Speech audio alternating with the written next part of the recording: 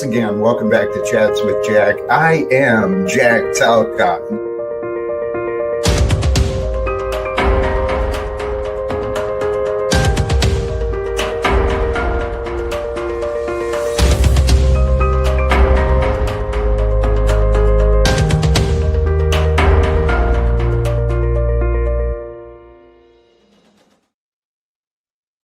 And greetings, blessings, salutations, and love once again. Welcome back to Chats with Jack. I am Jack Talcott, and I'm starting a few minutes earlier than scheduled again. So to those of you who are here, you're here, and my gratitude is real, man. I'm just filled with joy and love, and I want to share that stuff, man. It's up to you, OTWU. Glad to see, man. I literally, through thoughts and feelings, I was moved to tears as the drum started and the opening starts rolling. And I was thinking this thought earlier today. If you're not enjoying today, what's your problem? Why are you doing that to yourself? Why are you not enjoying your time alive despite all the problems? I laugh because I know, and I know about myself, and I can laugh at myself, so I'm just one of you. So forgive me if I laugh at all of us silly, crazy people who always think we know what to do. We're so smart. Just tell each other how smart we are. It's like, what? Oh my God, the foolishness that is today. Oh, it's love I want to share. Because what I know is love reveals heaven. Okay? Follow the logic through. Is heaven, if there is a heaven, is heaven going to be available to a bunch of bitter bitches? Probably not. Right? As the story goes, they started fighting, and the troublemakers, well, they were kicked out of heaven. And some people believe they rule here on earth. Well, now, whose rules you following, brother, sister? Whose rules did you believe were true or untrue? God, I was such a confused young man. I never really knew what to do, right? So I just went along with what people told me to do a lot of times. That's how I enlisted in the Army. That's how I got a number of jobs, right? Just doing what people told me to do. How to spend my time. What was right, what was wrong. All I had to do was just pay attention and obey. Remember the rules and such. Somewhere along the way, though, I kind of woke up to the greater picture of reality, and I was like, hey, this doesn't really make a lot of sense. The billionaire class and the homeless class and all the drug addiction and all the crime and all the insanity. It's like, what the hell is going on here? And maybe that was just around me, but I started to see it. Started to see the hell on earth very clearly. I found a lot of troubles initially, right, with what I was learning and with what I was finding. But the truth is, bitterness blinds us to God's kingdom. God's kingdom of heaven, it only opens to those who choose to receive it with love, baby. At least that's from my experience. But what I trust is with love, or with faith, with faith. With faith, one can become renewed through love. And in love, the kingdom of God emerges. And once it's emerging, you see it, you feel it, you know it, and there's not a doubt within you that God is with you. God is for you to succeed. But you got to know when and how to turn to God. I just saw something that reminded me. I'm offering a fresh start today. Holy cows, I am in a generous mood. But snafu, dude, don't, man. Oh, time out to you. Grow some manners very quickly, Mr. Matthew. Snafu, whatever personality you're holding on to today. Praise God, man. Praise God. We are together. Let's have fun. Let's let the troubles go. And finding faith during times of trouble. Each of us finds ourselves with our own troubles, our own problems, our own inner worries, and oh, what am I going to do? So we all face those times individually, and I suggest collectively. We're in a time of trouble today. The evidence is clear that corruption has been getting bold, but let me not stray too far from my thoughts. I got some of my own ideas, and then part of today, man, I went to church, Hopeville Church here in Baltimore, if there are any Baltimore viewers. Golly geez, man. Today, the sermon was about trouble, what trouble reveals, right? And Pastor Joshua, if you know, you know. If not, I hope you learn. I kind of wanted to continue some of what I learned and received this morning because I thought he did a beautiful job identifying what trouble reveals. Obviously, it reveals our integrity. What kind of choices are you going to make when you feel backed in a corner? When you feel all alone? What kind of choices are you going to make? What's your real character? That's what you're here to find out. That's what God wants to know, I imagine. I imagine a lot about God with wonder and delight and joy and all this incredible appreciation. The God, the giver of life, that allows light and energy to become forms, right? Forms we believe we are, but it's just an identity. It's just an experience. You can, did I do this? Yeah. You got a choice to make. You can exist within the traumas of the past, or you can exist within the eternal presence of God. That's what I found for me. That's what I've learned from historical saints and just wisdom. It's just simple logic. It's your choice every day, how you feel, what you think, what you believe is important. It's all up to you. Nobody can tell you anything else. You choose. And you can choose to believe in the limits and the pains and the traumas of the past, or you can believe a breakthrough is right there in front of you. Because it's with faith, from my experience, faith in love, I find love. Faith in answers, I find answers. Faith in problems, I find problems, right? It's all up to me, just like it's all up to you.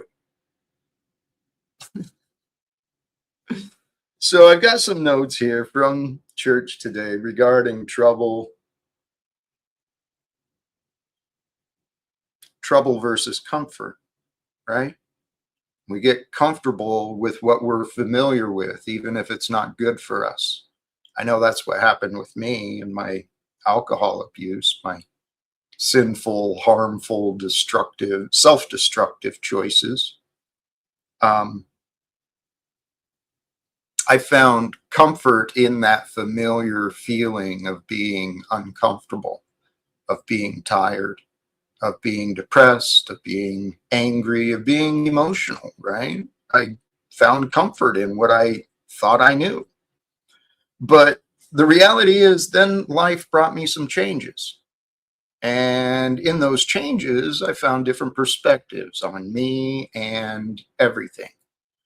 And I think that's what the world is bringing. It's bringing the different perspectives on each of us, through us, for us to learn from. We're all here to learn as we go. But we live in a world of illusions and false realities. People believe in the president and authority and the bosses and all the regulations and all the codes and all the policies and all the rules that were made up by other humans, right? I used to believe that. That's why I'm making fun of it. Okay. We've become comfortable here in America with some really troubling things. Okay. The current state of our politics, our national and our world economics, it's unacceptable, to me at least. And so here I'm going to bring up something I was thinking earlier today. Not from church, but the reality I'm living in. I don't know how to mark this. I want to clip. I'll figure it out. 12:40. So what I was thinking earlier is who I am and what I'm doing. You know, what I am is I'm spending time online sharing things I find positive, sharing things online that I feel represents me. And so I was thinking today of putting a specific call out to other influencers. And then I thought that through. Who are these influencers that I want to reach? Well, anyone who is sharing anything online is an influencer. Okay, it just may be a smaller reach, but every single one of us is influencing every single one of us. What we share goes out into the world, and it makes a difference. It makes a difference whether it's true or untrue. It makes a difference whether it's kind or unkind, right? What we do makes a difference in the world. And so legitimately, I do want to reach the influencers of today, online and offline, those who may have influence with others, a greater reach, maybe greater numbers than me. The point is, I think it's time for all of us, influencers, small and large, to start doing a better job of working together. Let's work together to create a better world for everyone. Whoever's side they look like they're on, let's just make a better world and then we'll figure it out from there. But the number one thing seems to me to be ending the wars. I mean, at the greatest level, I know that this is God doing it all. God is the one that is with everything, and the essence of God is through everything. That's what I know. But at the same time, if there's any way that mankind can change, let's do it. No one person can make it happen. It's going to take a number of people. So let's become that which we want the world to have. And the world wants to have a whole bunch of people who live with love and joy, compassion, forgiveness, purpose, right? A bunch of people who are determined to make a better world. Why? Because they can, because they want to make a better world, right? Not just for themselves, not just for their small circle.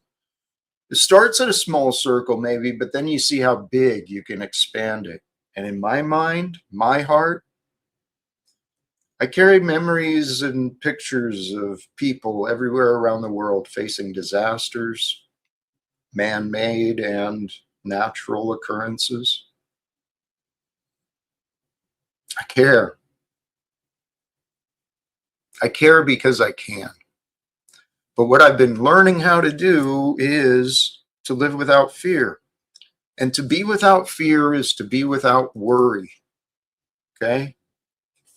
So back to what I gathered from the sermon today, right? Trouble versus comfort. In our troubles, when we're feeling uncomfortable, it reveals where our foundation lies. Where's your focus?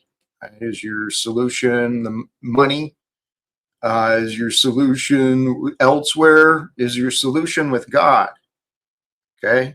And there are biblical examples he used in his his descriptions of these things. But in our troubles, when we're feeling uncomfortable, when we're facing real challenges, right? Real pains, real challenges, that's when our foundation is revealed. And so ask yourself, when you're afraid, where do you turn to? I've been learning to turn to God in the greatest way I can imagine that I can connect to. In our troubles, it really highlights our intentions. Are we going to be self-preserving, self-accumulating? Are we going to be focused only on ourselves? Or are we going to be seeking to know God's will in our time of trouble, in our time of need? Seeking to know God's will for me to be helps me to know to be with love, right? And so you really do have a choice. You seek God's will, or what? You trying to escape your troubles? You trying to overcome your troubles, right? Because God brings the power of overcoming time and time and time again. Testimony after testimony, I keep hearing at the right time. And in my life, it's always been at the right time. Something would happen that would just keep me going, in spite of everything. So if you look at yourself, you might find patterns like that. Maybe you don't, but I encourage you. It seems like the way to live is the way Jesus said, with love, deep love of God. If you're fearing God, you got some fear to overcome with love. Love comes through understanding, right? And if you believe you can't understand God or you or something, you will not. If you believe you cannot, you will not. Your will not, that's up to you to figure out. Maybe to overcome. I had to overcome my will not. I can't stop drinking. I can't do this and blah, blah, blah. Tons of excuses I had to overcome for myself. And if you got a mountain of excuses before you, start with one. Overcome it. And then be proud of yourself for overcoming that excuse, for doing the right thing that you know you're supposed to do.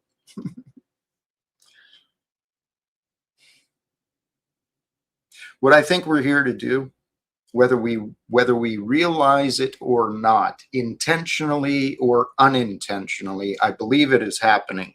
The purpose of you, the purpose of me, the purpose of every single person we'll ever meet, we're here to point each other to God.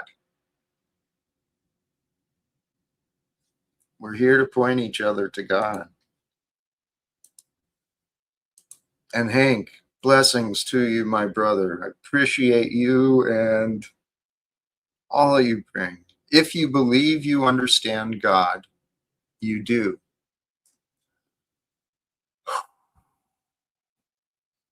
To you, what you believe to be true is true for you. Okay? Now it's up to you to be honest with you about what is true and not true. What do you know and what do you not know? And I think I used to believe I could not understand God until starting to see the evidence that really God is everything. There is no thing that is separated from God. So if you think you're separated from God, it's time for a renewal, a rebirth. Let go of old beliefs that convinced you that you're not worthy of joy today, that you can't be happy while you do what you do, right? That you can't find some sort of peace, some sort of answers. I invite you and everyone to give yourself permission to start new, not every day, not just every day, but often. Start new. Give yourself permission to be reborn as something different, something greater, something better is birthing through you. Let it be true. Individually and collectively, our world is ready for a shift, right? It is happening, and I want to help it happen, right? So anyone who influences anybody, let's find a way to work together to make this shift and transition from war and poverty and human suffering into something greater, something more peaceful, something more authentic and true and joyful. Prosperity, brothers and sisters, that's what I want to point each other to through God. Finding faith in your troubles, it's up to you. But if you allow my words to encourage you, then please and thank you.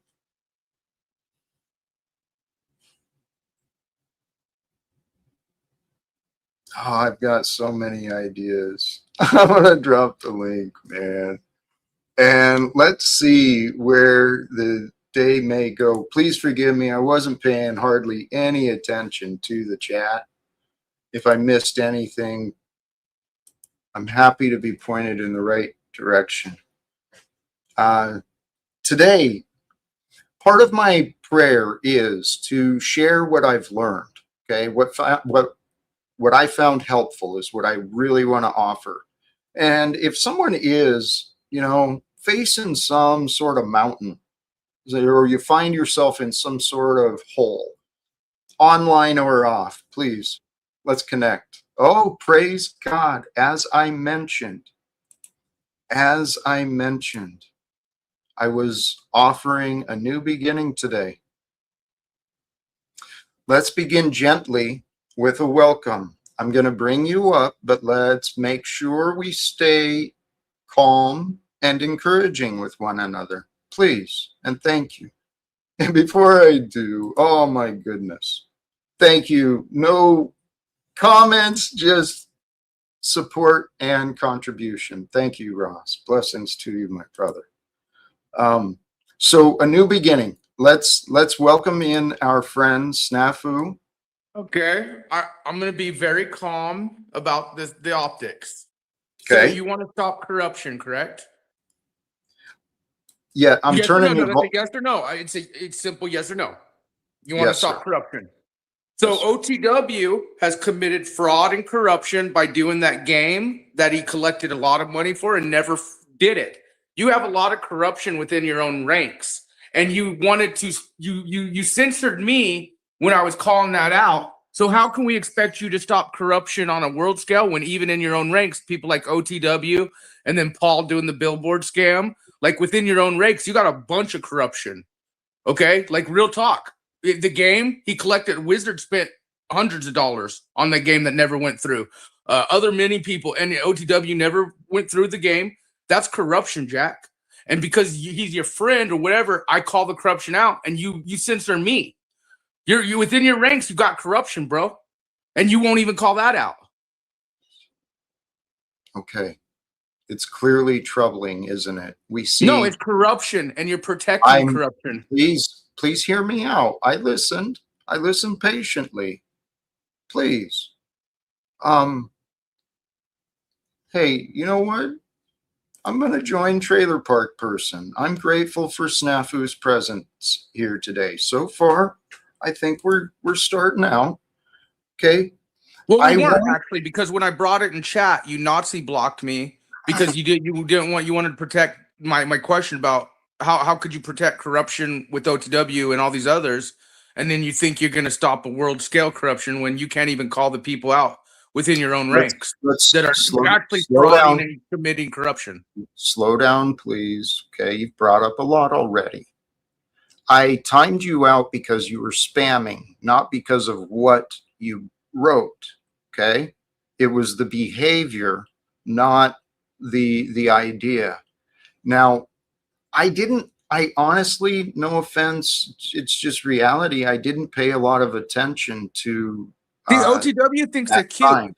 I know. Excuse me though, Jack. Look, Please. OTW thinks it's cute. Look at how he's I in the know. chat saying I'm a villain. I Bro, know. he literally I know. scammed hundreds of dollars from I know. multiple people with a fake Mhm. game that never took place. It's not cute that you scam the people. That's called corruption, OTW. This is what Jack wants to go against. And if Okay. he can't even call the corruption within our own ranks, which I've seen you call Paul's out in certain option, but OTW, and he thinks it's cute. Frauding the Okay. people. Let's pause. Okay. Because now, based on what I'm hearing, I need to talk about you. You and I need to discuss Oh, so we're you. gonna switch to corruption, the people doing corruption, and you're gonna focus Your on me. I'm the corrupt one, right? Calling the corruption out. yes. Cool, You cool, Jack. This snap. proves that you're not gonna stop winning world shit. You can't even fucking within your own ranks. Snafu, you were actually the inspiration of this overlay. When they feel small, they aim at those standing tall. Okay. Yeah, I'm calling the optics out for real shit. You got corruption now. Guy scammed hundreds of dollars. He's thinking it's cute. He's in your chat, and you can't. You want to turn it on me. Snafu. You want to turn it on me. Yes, I do want to turn it on you because of your you're behavior. okay supporting criminals, traitors, frauds, pedophiles, and fraud. Pause or leave. You either And cooperate Pastor or Joshua leave. should know about your witches you hang out with too. Holy cows. Why are you the way that you are? Let's figure that out. Well, I call out the truth, Theo. We look at people who make claims online like yourself, and we sit here and say, dude, he has a guy who's literally scammed hundreds of dollars from the community in our own community, which is corrupt, and Jack can't even fucking call that shit out. So how's he gonna stop world corruption when within our own YouTube ranks, we got people like OTW who think it's funny to scam people hundreds of dollars? I know. But you're moving us away from you, and I think you apply here. See, you're trying to move away from the questions. Why can't you stop corruption within your own? I'm pausing you. The guilty who pretend to be innocent can become prisoners to the lies they tell themselves. Mr. Snafu, you keep lying to yourself and others. You've convinced yourself of lies. Let's pause. So I'm lying about OTW making a game and Wizard paying hundreds of dollars and other people who have told me they spent tons of money on his little grift scam. So I'm lying about people coming forward saying, hey, OTW did scam us. The game never took place. So I'm lying about that, right? About him collecting money, scamming, frauding. More specifically, from my perspective, you're lying to yourself, telling yourself that your current behavior is appropriate. I don't believe your lies. I'm the one stopping corruption versus you right now. I'm the one. No, you're the one who's out of control. No, you're the one protecting corruption. You're protecting corruption, Jack. Pause and breathe here in the moment. Okay? If we can't speak together, we're not having the same conversation. We're not having the same conversation. You're trying to loop this on me when I'm saying this is my house. Stop corruption. I'm not going to listen to your loop again, Snafu. I do want to stop corruption. Let's start with the corruption inside of you, your lies. This behavior is not appropriate for a man your age. You should be able to calmly have a conversation. Yeah, and OTW thinks it's cute that he committed fraud and scam, and you're just ignoring all that. You want to bring this to me when, again, you want no corruption, and yet you're fucking defending OTW scamming hundreds of dollars on the community for a game he never planned on, intended to really fucking go through. You got corruption within your own fucking people. You are corrupt. You, Jack Talcott, you.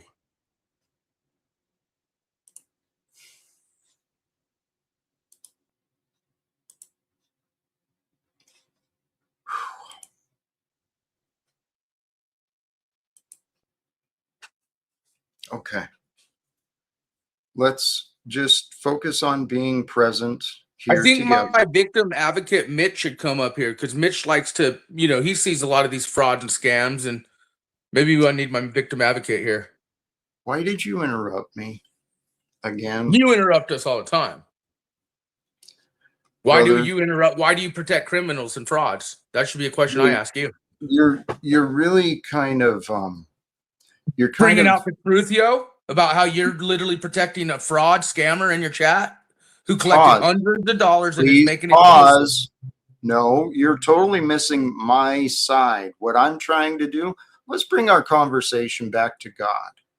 Let's be with God here in the present. Right. God's going to strike you down Why would you want to say that? because you blasphemize, mock, and ridicule him and try and change God's word. I guarantee the way you act and talk on these panels, you don't say the same shit in front of Pastor Joshua. I put I'm not, money on it. I dude, put I'm money not, you don't give your hello, blasphemous new age shit to the wait, churchman group or Pastor Joshua. You sit there and yeah. listen, and then you take what they say and mix it into Jack Talcott's religion. Holy cows. You're trying my patience, sincerely, dude. And snafu, it's your choice. You're living in the traumas of the past. You're missing the eternal presence of God. And here, let's try a different direction. Welcome back, Crazy Guru. How are you today, sir? Jack, to be honest, I only joined this early. I was going to join a little later. I'm doing great. To answer your question, sorry. I was going to say that the entire conversation, the only thing frustrating me at the time was the fact that I was wondering, was Snafu able at any point able to ask you a question that didn't already presuppose a truth that you hadn't already agreed to? That was the only thing. I'm thinking I want to support him because I love Snafu, but like every single time, every single question had to presuppose something that you hadn't agreed to, and it was frustrating me. And I was like, "Oh, did you feel that at all?" Obviously, go on. Yeah, well, this is what I mean. It's been, I've seen similar patterns over and over. False accusations, right? Yeah. People are actually projecting their inner bitterness onto me. Not everything. I mean, I'm not denying everything. That's no. I just say, Jack. Honestly, to be honest, I only came on here to show you a little support because of what was happening. I wanted you to see that I was seeing something similar. I haven't even really thought on today's thing yet. I was just chilling with the missus out there, and I actually wish to return in a minute if you've got any more guests. But I'll stay with you till another guest comes on, or if you want to return Snafu. But my question was, can you get him or give him a chance to say, can you ask a question that doesn't already presuppose something I haven't fucking agreed with? Because that was what was peeing me off. But sorry, buddy, a little stimulated, and I wasn't going to join this early, so I haven't actually prepared anything. Do you have any questions for me? No. Thank you. Thank you for joining. Snafu ditched out when he got put in the back. He's not a bad guy. He's just, his mind is, he's comfortable with his patterns. I recognize the behavior. I've experienced my own past. I've actually listened to him on other shows, by the way, Jack. He's actually, he's got a nice mind about him and everything. But like you're saying, he seems like others get stuck in this loop. I don't know if it's a trolling thing or whatever, and I don't like to talk about other people because it could be incorrect. But just that part that every question, I'm like, come on, Snafu, actually ask something here. Let's have a nice conversation. But everything sort of like presupposes a truth, again, that you haven't agreed to. Right. And it kind of like, it's got a manipulating effect. And that's all the thing I could think to ask you. In my view, it's a symptom of the egoic mind. It's seeking confirmations, not answers. He's fooled himself. That's what I was trying to get him to see. He's started to believe his own lies, and he's the only one who can stop denying the truth. But till he's ready to listen instead of argue, there's not much that can be done. We do have a different guest joining, unless you've got some thoughts. No, I was gonna relate it just quickly without expanding on it. My idea, what I mentioned before about sin, that subjective internal narrative where we lie to ourselves because we live in this world. But other than that, there's no expanding that. That's I'm just saying in agreement with you. I see what you're saying. Anyway, Dick. Welcome, Howdy. Dick. Howdy. Hey, how's it going? Hey, Feeling Crazy blessed. Guru, have you heard about OTW getting harassed for having a cracked windshield, which is not a crime? He didn't hurt anybody or anything. And what do you guys think about that? I mean, the cracked windshield thing is a pretty big deal over on OTWs. I'm wondering if we can put it on the front burner, Jack. If we could make that a topic of discussion. I'm just wondering if this is a play on words here that I'm not getting, or are you serious about it? He's just getting a lot of grief, from snaps and all that, and then he's getting harassed about his cracked windshield. I feel like he's getting targeted, like, what did OTW do? I can only picture. Is he really that bad? Actually, Dick, you brought Just up. look in your own heart and ask yourself, are you really worse than OTW? Well, Or are you better? let's. Where both. OTW is the center line. Oh God! Actually, though, Dick, in line with the stream title today, I didn't even consider that. Yeah, OTW is going through a lot. He's facing some He is. trouble, and with accusations from Snafu and all that, it doesn't make it any Crazy. better. What do we just character assassinate people on here and take pot shots at the sidelines for no good reason? I mean, what kind of place is this? Right. And so let me a shout out real quick. If OTW, if you're still there, man, hit the link. Hop on up, man. We'll share some support with you. Maybe better than we did last night. Hey, Jack, can I go back to the 10, 15 minutes I still owe my wife there and join you guys in a little bit? You seem to Dick is on you anyway. And I'm going to listen over there, guys, and listen to that. I'm just going to spend the next 15 minutes before you guys rob my time out. And I'll try and join you back in and see if I can get into the conversation then. Okay. Thank you very much for having me, Jack. Cheers, Dick. And I'll listen from afar and I'll join you guys later. Yeah. Thank you all. Wait, why are you bailing on us? What did we offend you or something? Or no, you smell. You got smell-o-vision. You can smell me through the screen, huh? That's kind of rude of that guy. I don't know what just happened there. No, he was just announcing his departure. So we do. I feel like he was just trying to find a reason to leave, and he used me as he threw me under the Talcott bus. Like this guy can carry the torch forward. I think he put too much faith into me, Jack. No. Hey, we've got a returning guest here. How's your patience with Mr. Snafu? Oh yeah, I love snaps. Bring him up. Snafu. Let me ask you this. Jack just made a complete false lie. The allegations of OTW's fraud. Let me ask you this, Dick. How many people paid OTW for a game he never fucking committed and went through and did? That's not allegation. It's called optics of fraud and scamming. He collected over hundreds of dollars. He kept saying, we're going to do this game, but we knew he was too lazy to follow through. So it's not an allegation, Jack, that he committed fraud and scammed the online community. You're bullshit telling me it's allegations. You know what? I want my victim advocate up here. I want to ask you a question. Can you open the panel for a minute? I need to ask you a question. Are you seeking to punish him, or are you? No, this is the type of shit that you guys do. You literally made a lie. Said allegations. Snaps. I asked you a question. We watched him commit fraud, Jack. What will make it right? Exactly. Do you want to hear my answer? I want my victim advocate up here first. I have no power over that. And I suggest you. And Dick, come on. A windshield, bro. Is this another I need a swimming pool moment?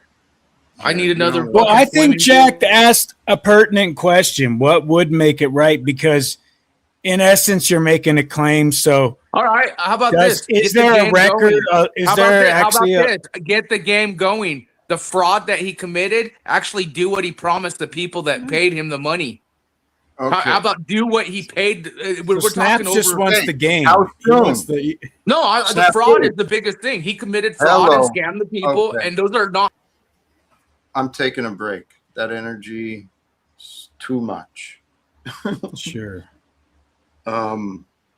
Hey, we've got high energy. I don't know. Is there a public log that Snaps is referring to that there is actually people who have grievance that they're making about this, or is this just all his No, complaint? this is bullshit. Stop listening to Snafu. What are you talking about? Like, I God just dang think it. he might be a credible source on this No, one. but look, as Jackson, Imperious look at. is- Do we have? Okay, look, listen to me. Listen to me. Listen to me. Do we have criminal? Do we have criminal documents from the court of law? No. So I don't give a shit. Right. It's Thank very simple. I don't Very give a good. shit. Very Working good. in the legal field, I don't give a shit. I hear Yeah. all kinds of accusations. You want to know how many times? Look, my uncle, one of my uncles is a family law judge over in California.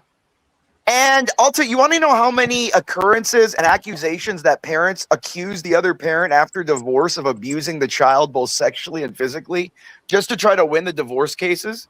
Pretty much every time. So I don't want to hear like accusations on Jack on what Jack is doing without some kind of criminal referral, some kind of documented evidence. I don't want to hear this bullshit. Well, yeah. It's about what OTW's doing, but I hear you. I hear you. Thank you, Imperious. OTW, welcome to you. You've been talked about. Feel free. Yeah, I mean, I'm good. Like, Snafu's, kind of butthurt because I didn't let him up on panel yesterday. Because he, for some reason, showed up exactly at the moment where, certain individuals were there. And I knew, because I know his patterns and I know how he works. So I didn't really feel like it. Sorry, Snaps, man. Look, maybe next time, Besides that, I mean, I don't, like, I don't know what he's talking about. Look, Jack's done some fun stuff. Jack's been involved in some little wacky things here and there, but he's not a criminal, for God's sake. Yes. So the thing is, Pony Boy is not a party to any gaming affairs with OTW. So he has absolutely no reason to complain on our behalf. I spent lots of money in games. It was fun when it was running still. But he's not a party to the game issue. So I don't know what I get it now, because since people invested and since he has to run it in perpetuity for the rest of his life because people invested at some point into the game. Absolutely. That's the argument. But, It's all yes. But It's it's Jack's obligation it's that guy's obligation for forever to keep paying out. Right. Yeah, but no one who played the game is having an issue. It just snafu. Well, plus I could have stuck that money in an investment account. OTW. No, it's like when somebody gets mad at how somebody else talks to their friends. You ever been talking like to your friend and then they're like, for example, I have chick friends and I'll talk to them just like whatever. I'm like, shut up, bitch. And other chicks will get all mad. That's kind of what you're seeing. Jack has a way of doing things and someone else doesn't like it. So, but it's none of their business. It doesn't affect them in any way. It doesn't involve them. Like, and I don't even dislike Snafu. I think he's whatever. I'm just saying, like, dude, like, what is this, like, going after Jack on everything? Like, Jack's not some mastermind criminal empire, like in a RICO charge or something. I don't get this shit. No, guys, this is just it. You're witnesses. It makes no sense. And all of us may have a relationship similar but different. Maybe we are the one who's makes no sense. I know, who knows what's going on, but what I believe is happening is what I've been saying. I think all this has just been preparation. We're here to help each other prepare for the new kingdom. The greater world, it's so ready, so ripe. Jack, I'm ripe. I'm almost at the precipice of pleasure, Jack. I think we're at that 2-hour mark, Jack. I'm almost at that precipice of pleasure, brothers and sisters. I'm feeling fulfilled, Jack. I really am. Like, seeing everyone gang up on Snafu really fulfilled me today, Jack. It really did. I started today, like I said, I was thinking about these words, and you find the truth through the path of logic, true words, right? And it's so obvious and simple. Jesus showed the way to live. And as you live that way, what you do is internally you enjoy the hell out of yourself. So there's no more hell. It's only heaven. Jack, we isolate ourselves. That's hell. Isolating from love, Jack, that is hell. Dude. Isolating ourselves from access to love, Jack, that is hell. Guru. That quote, I didn't have time to read it. Is there any chance you can put that back up? Oh, sorry. What were you saying, Hank? Yes, to make this clear, I'm not ganging up on Snafu. OTW also needs a victim advocate, and Snafu takes advantage of him any chance he can get. Well, okay, so when you say love, though, can you define love for me or give me just... I love that you asked that. Let me go. I love that you want to know what love is, Dick. That is amazing. I want to know what love is. Oh, what love and I want you to show me. Show me. Love is God's grace. That's the absolute truth. It's like God. And how do you describe God? It's inexplainable. How do you describe love? What if God was one of us? Let's let Guru jump in here. Like one of us. Let's let Guru jump in here with some ideas on love, please. Hey, Dick. I put a mapping together of love to explain what it is, but it's only from like a metaphysical standpoint of how a word should be truly formed in denotation. So the word love, to explain what the word love is. Jack often preaches and teaches people the essence of love is, because many people can't consume that, understand it. But are you asking for an axiomated denotation of what the word love means, Dick? Because I can give that to you if you want. It's hilarious, the responses of people, but it's like, this is disgusting every show. I'm just wondering how you guys characterize love, or if you want to look at just the word love. I'm more actually interested in how you would describe it to someone if you had to. Okay, that's good. Well, take a shot at as an example, giving someone a definition. Like So, self-sacrifice and self-sacrifice and the ability to put others before yourself is probably like a basic one. I think that's like maybe a baseline. I don't think that's all encompassing, but I think maybe, look at what did Christ say? There's no greater love than to give one life to a friend. So, I mean, it's kind of like self-sacrifice.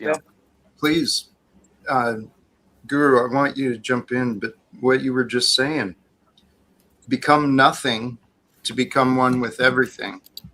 And if you know God is everything, then you're one with God. But you got to be nothing. Hey, Dick, so I'll have a go to explain that, Dick, and you can tell me if this explains it to you. Now, if I can ask you, just first of all, if you can take one aspect in good faith, and then later on I can answer that if you don't know what I mean by it. But I say love is a triune sort of practice. It's an epistemological practice by where you take acceptance and appreciation to something which you've lost that in and found yourself in confusion of. In other words, you found yourself to a place of you want to forgive, or you want to seek revenge for something because you don't understand what's happening. Now, Christic awareness. Okay, wait. Because you're going so far. Yeah. Like, if you could go back to the beginning of your statement that it's triune, what do you mean by that? Then I get acceptance and appreciation. The next part made more sense to me. Triune is a conceptual mapping saying that three axioms creating love. Yeah, so love has three axioms in it. That's what I mean. Does that make sense? And those are acceptance, appreciation, and Christic awareness, meaning you don't judge from your perception, just your curiosity, like what happened to you? How did this happen from cause and effect? You don't think good and evil or anything like that. You don't judge. You just say, what happened to you? And then you learn to expand your awareness to a point where you can accept and appreciate what has happened beyond any judgment. Yeah, that's what love the is. Absence. Your absence of I feel like I love myself regularly, It's just so amazing. Here, let me I'm pop consistent in on and this. disciplined in that area. Let me pop in on this from Grid Shifters. You can have love of God, but don't try to tell me that God's love is running this joint. I used to agree. I used to agree that this place was not being run with God's love, but then I found enough evidence to convince myself otherwise. Well, they're All- talking about the whole place, right? Just the whole Yep. realm. You think it's ran by the Most High, huh? I have a Uh-oh. question. Disappeared. Jack I froze. think it's ran by Jack. I think Jack's got his hand on the wheel. He's steering the Jack's ship. Jack's the captain. Jack is the captain now. Steady Yeah. as she goes. Actually, my prayer is that let me be less, let prayerfully the words and energy be that of Christ, the love of God. Guru, what were you doing? I have a question for you. It's really related to what just happened. If I said to you that in me, I think both you and the individual asked that question had a point. I'm not saying either one of you is true. I think there is a true world and a fake world, and I think his point was really relevant to one, and yours is relevant to another. Do you see at all what I'm talking about there? Could you steel man me at all what I'm trying to say? That can't. 1 point from one person was from a real world, and 1 point from another was from a fake world. Yeah. So the gentleman whoever was that wrote that point may have had a point when he says, like the corrupt world, the false world that many of us live in, they get captured in the loops. He had that was something he called that. There was a point there that mimicked that, but I'm also still in line with more Jack's honest message that outside that false world, then that wouldn't have a point. So that's what I was trying to get. But I'm sorry, I think I've taken it too far. I didn't mean to. I was just wondering if I could. Jack will tell you the point. You lost I- me at Triune. Admittedly, I drifted off this comment from Grid Shifters again. Jack, it's delusional. I'm sorry. But he can't possibly be running this place. If you believe, then surely his message was to love each other. I see no evidence of it. We all love It's each other there. here. I love Jack. I Yes, have the nothing but evidence. positive and hopeful things for Jack, and I only wish the best for Jack. I came up to defend Jack against horrible accusations of bullshit. That's love, Jack. Hey, love, yes, there is evidence of people who love each other. And Grid Shifters, my faith is, I've been reminded, everything and anything that's going to happen, it will happen at its time, not a moment before. So there's a reason you're here, Grid Shifters. There's a reason you're here and sharing your perspective, right? Because it seems like it's looking for some attention. And I agree completely with you, Grid Shifters. You can put all the faith and belief into anything that you want, but you also have to recognize when it's failed. Now, that brings in the idea of the United States government and this current economic system. We've got to come together as mankind and recognize what is failing. How are we going to Jack, fix are it? you glad that Lindsey Graham kicked the bucket last night? He's a warmonger, Jack. Well, we could have talked to him about OTW's windshield, which Jack wants to Would've talk been about nice the to bigger catch his issues. ear Jack on is that, affecting but- the world, okay? Not fucking windshields. Jack is No. affecting the no, world. I get it. There's a priority here, but the point is if we're going to go in and try to create all these communications with government, then I mean, I don't know. Maybe someone needs to make What a call. is love, baby? Don't hurt me Maybe OTW Don't can get hurt on me. that. no more. Remember that Do one, Jack? something. Dun, dun, dun, dun, dun, dun. Please. Sorry. Actually, please, if you will, I mean, I was reminded this today as well. Part of the sermon at church was the value of people coming together with the same intention, seeking with prayer, seeking the answers, right? And again, Pastor Joshua brought up biblical references, but here, if we gather together, and I think this is the path, what Right. influencers might come to your mind, right, that would be willing to have a conversation with me so that we can start working together to create a movement, right, towards the same direction, end wars, bring reforms. It's time for the truth to set us free of this insanity. Joe Rogan. There you Any go. ideas how we reach him? Santos Amen to that, Bonacci. Jack. Jack, I'm going to kidnap him and force him to have you on this show. That's what I'm going to do, Jack. Well, please seriously think of who might be reachable, who might someone who's got a Well, connection. Jack, why don't you go on Modern Day Debate? OTW News. I got a good one, Jack. I got a big one. Modern Day OTW Debate is a Live. 500,000 channel, Jack, and I think your message would really spread there. Like debating somebody pro-war for Iran versus anti-war, Jack. I think your message would really spread in those kind of places, Jack. People are listening for an alternate viewpoint, Jack. Like you know what I mean? Even so, everyone's always debating pro-war, anti-war, like on political sense. What about love, pro-love from Jack? You know, instead of pro-war, anti-war, what about pro-love? Hey, You know, that's an idea. Guru you got something too, brother? Yes. What do you think of Santos Bonacci? I'm on speaking terms with him. We talk every now and again, and he's got a similar view in the subjective field, but objectively, obviously, he talks about syncretism, and it aligns a lot with your previous works, Jack, and the things you speak with. And at the moment, I think his stuff is in line with you guys on a subjective field. I don't follow that much, but would you like me to message him at all and ask him? He does often come on panels, see if he'll come on and share some wisdom. Obviously, you'll have to find a selling pitch for me to present to him, Jack, unless you want to reach out to him yourself, because he could just answer you first. If you want to try first with Santos, he brings a unique angle and he has a different crowd. What do you think of him?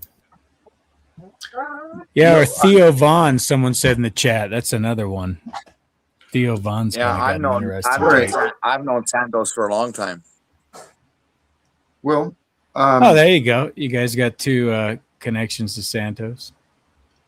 there's a lot of people, and I did learn some things from him. I saw a little bit of his work, and it resonated. Now, I don't know, does he believe we can do anything to change it? Does he want to try and do something to change it? That's really what I want to try and talk to people about, if he's even open to discussing it. He has a slightly different view, Jack, but he's open to the same archetypes of corruption and power that you see, that you speak about often. And I think some of your past stories and things you said align. you know with what things we can you also talk. do, Jack. He has You a know what's a different really niche as well. you know it's a good viral marketing campaign. What we need to do, Jack. This is what I'm going to do. This is a very not a very intelligent way, Jack. So, you know, all these shows like C-SPAN and NBC and all those shows that allow call-in callers and stuff, Jack, all these panels and stuff. Well, everybody needs to start calling in and mentioning that there's a prophet named Jack out there. And you need to start instilling a viral marketing. I'm being serious, Jack. You got to put like a viral marketing campaign. The way you do it is like you have to it's like a marketing, Jack. You have to get out there and get people's intrigue.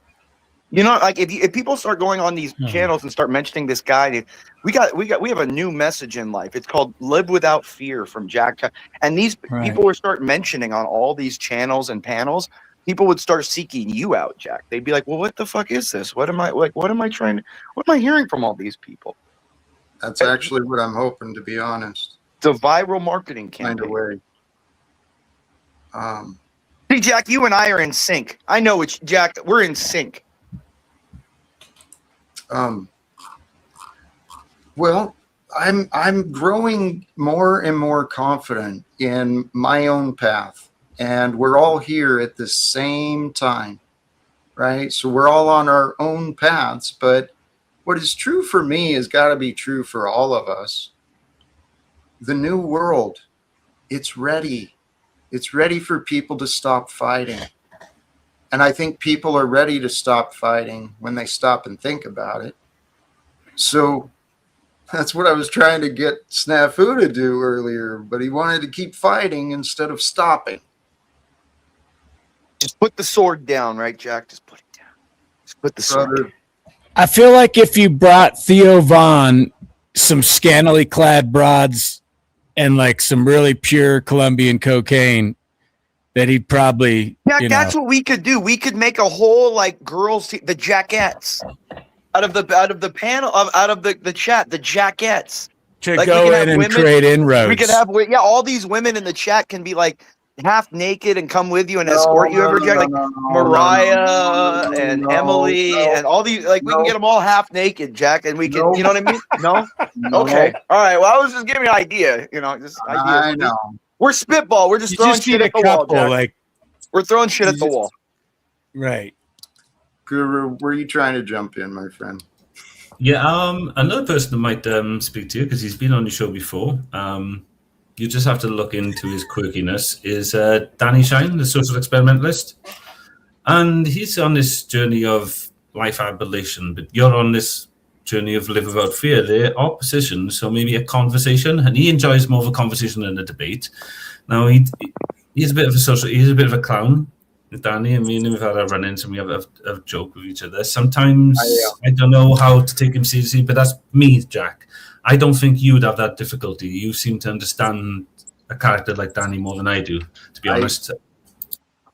Yeah, he was over on DNW the other day and I popped in the chat and he made it pretty clear he didn't want to change his mind.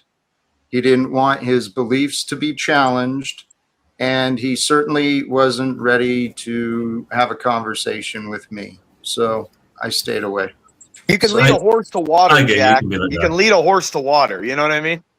Well, here's the reality. We do have an incredible opportunity. Right now, the evidence is so clear.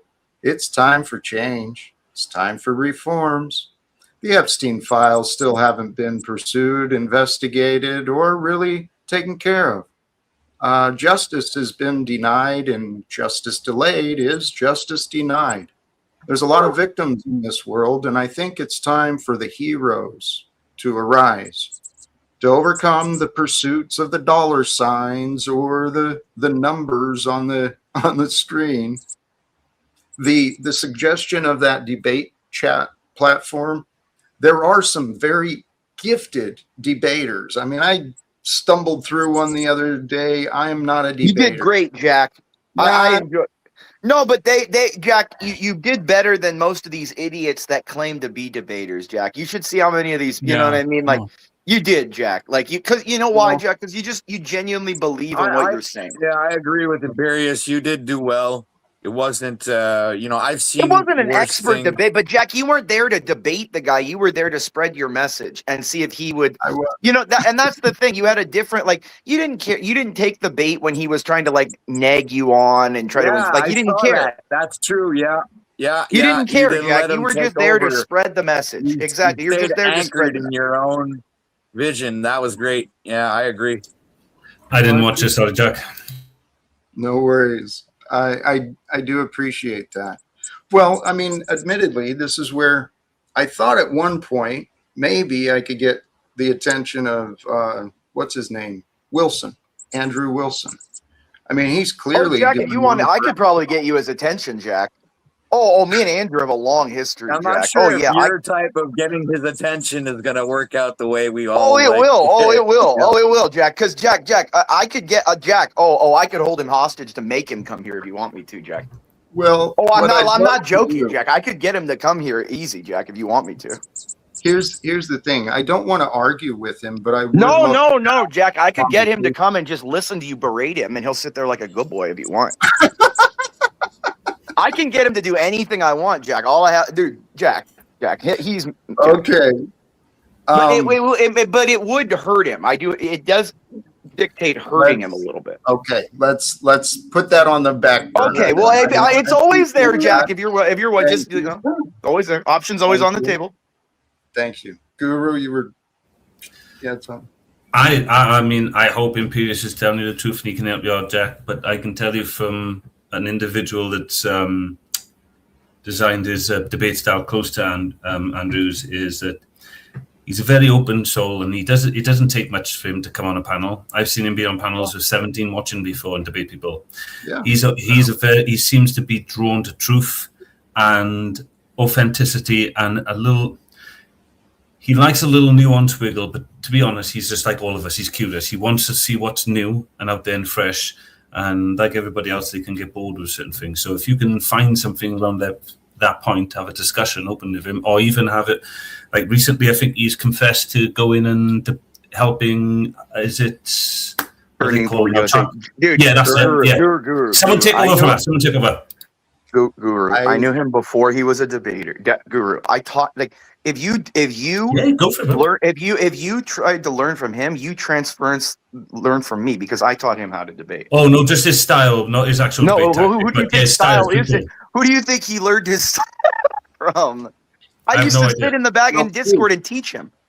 Here, please though. He was a machinist, a food machinist before I got a hold of him. This is what I'd hope for. I mean, he's got a very gifted mind and he's very skilled at debate and communication. But his views are a little bit skewed on a lot of things. And he doesn't believe in love, Jack. He believes in money. I know. I noticed. And well, I won't I've seen signs that help me think that I understand him, and that I think if he and I talked, he might feel a little bit better, and he could be a part of something. He could be your new servant, Jack. Like Jack, you know what you remind me of, Jack? You could be like the Emperor talking to Luke. It's it's like take your father's place at my side. You know what I mean? Like Jack, that's how Jack is, Guru. I was going to ask what, in a nutshell, what you'd ask him. Well, to join my efforts. You would ask him to spread the message every day. He needs to begin every stream he does with "Live without fear," and he needs to say, and he needs to say a prayer every day for sending people to Jack Talcott to learn a daily sermon with Jack Talcott. That's what he would have to do. Well, the reality is he's done very well for himself, and I do respect his achievements and what I've witnessed from the outside. But really, I've got this crazy idea in my head that it's time for people to interrupt the sickness that is our current politics and economics. Now, he's done well, so he might be a little more comfortable in his current position than me. But the fact is, if he's willing to share a conversation with me, that would certainly help me reach a lot more people. Well, Jack, the thing is he has a big ego, and the thing is he's going to come in and try to debate you instead of just discussing and talking and opening the mind. That's Jack. His shtick is it's the same thing I told. Like it's a continuous cross examination without asserting any foundation on your end. You just keep attacking the other party's position without giving any opinion on your side. And that's what he would do. He would just keep asking you, well, why do you believe this? Don't you believe in this? Don't you believe in that? Imperious. There might be something there. I mean, if there could be a conversation. It's fear. No, that's what I'm saying. It would be you, Jack. You can help me prepare. Right? Oh, yeah, Jack. You know him better than me. And, the idea is a come to Jesus moment brings us a little humility. And I honestly think Mr. Wilson could benefit from a little more humility. Oh, he's had a couple with the pickle jar and, other things. Right.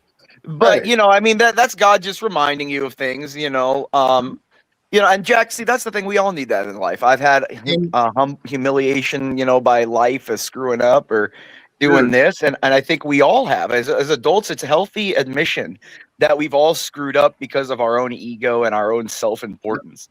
We all have made bad decisions because we think of ourselves, or we think, oh, I'm going to do this, I don't care, or we're not thinking in the moment. We're thinking of our selfishness. That's a healthy admission. It is. And I didn't mean to interrupt, but I want to point out, I'm certainly not trying to disrespect him or anyone else, right? Because I have been humbled. I've learned that that's really the path to find peace. We got to humble ourselves, disengage from the meek shall inherit the earth, Jack. The meek shall inherit the earth. Yeah. Guru, were you trying to jump in, brother? No, I love that sentence. The meek shall inherited her. If he took my, but people give me different things. What I mean by the meek, and I've never really found an answer for what The meek are the is. salt of the earth. The salt of the earth people, the people that are just living their lives trying to be decent people from day to day, to the people around them when they're living moment to moment, doing the best they can in everything they do.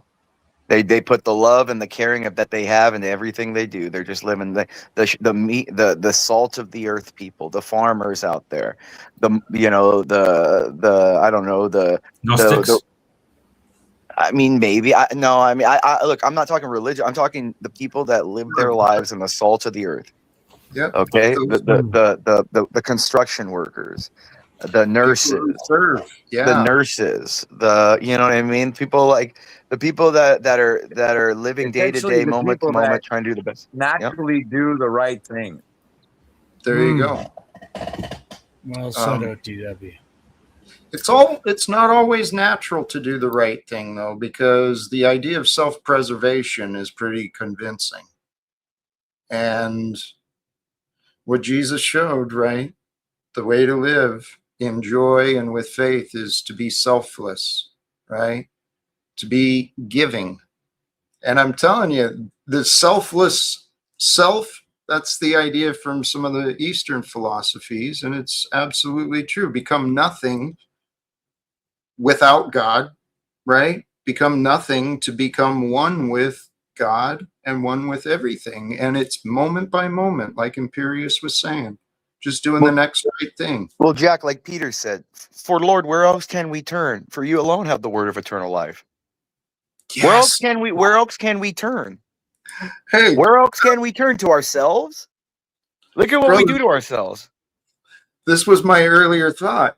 It's each of us has a choice. We can exist within the traumas of the past or within the eternal presence of God with the freedom to feel love and joy in whatever we do. It's the God honest truth. It's how we're designed. The simplicity is so divine. God's grace, I'm telling you guys, we can love our own will, we can love our own ideas, or we can truly will ourselves to love. And that means giving up everything sometimes. Jack, if you love me, take up your cross, leave everything, take up your cross and follow me. We've each got our own individual burden that's been placed upon us, right? And there's really no escape. But even in the story of Jesus, sometimes help can come along, right? And together we can help each other carry the individual burdens. And my hope, really, the stream title today, it's during those times of troubles when you're carrying that burden, and you may even know that the future is looking grim, right? It looks horrible at the top of the hill, and you're carrying all this with you, but you can still find faith. That's what we're here to help each other do, is to help each other, help point each other to God. Somewhere along the way, people started pointing each other to religion, but it's a path, it's a way for sure. But it is the way of Jesus that we're all supposed to be, because I found my experience somehow, some way, God allowed grace, and I was able to see past my bitterness. And past my bitterness, I started learning how to surrender, how to have greater faith. And in the greater faith, it truly reveals that heaven is here and now. It's in the presence, the eternal presence with God. And know God is everything. And then anywhere you go, God is there. Well, Jack, So, he said it in Isaiah 43, Jack. Do you remember? I mean, he says, but now thus saith the Lord that created thee, O Jacob, and he that formed thee, O Israel, fear not, for I have redeemed thee. I have called thee by name, thou art mine. Like there, I have You know what? redeemed you. I never thought I could be called. I never thought that could apply to me, but those words apply to all of us. There is a calling that's placed with us, and maybe the heart reveals it at the right time, and maybe it goes unseen. But the calling out is for all of us to become one with God in all And that I you heard a do. voice cry out, "Who shall I send? Who will go for us?" And I stated, here I am. Send me. That's, I remember that resonating with me. It was part of my earlier motivation. Why not me? If, Right. Because we right? represent the true, infinite, immutable truth of all creation, We are. the We formless, are. nameless, that predates the universe itself. Yes. Right? We represent that which sent us into the world. And that which sent us into the world is the same source and energy that sent Jesus into the world. And as his purpose was to bring the truth into the light, that is our path. I know that's the path I'm on. My purpose is to let's go work together and confront this frigging corruption and insanity. Because if God will allow us to find a way to end wars and bring support to the needy, to help try to relieve the world of the patterns of trauma, I'm pretty sure we should do it. We should try it. Jack, what about before I formed you in the womb, I knew you. Before you were born, I set you apart. I appointed you as a prophet to the nations. That's Jack Talcott. That is Jack. I friggin' love you, my friend. I love you, Jack. I fucking love you. All right, Jack, I got to take off though. But look, I love you, Jack. I hate the chat. They're disgusting, putrescent slugs, Jack. But we'll deal with them in time. Maybe the light of truth will shine on those nest of vipers, Jack. And I appreciate you being here on a Sunday, Jack. It made my day. OTW, I expect more streams so that I can abuse people on your stream more often. That's a good point. Dick, Good point. it's a pleasure to speak with you as always. Cheers. And cheers. Mariah, make sure you get a box of those Magnums later. I talk to you later, Jack. Thank you, Imperious. Much love to you, my friend. Holy cows, man.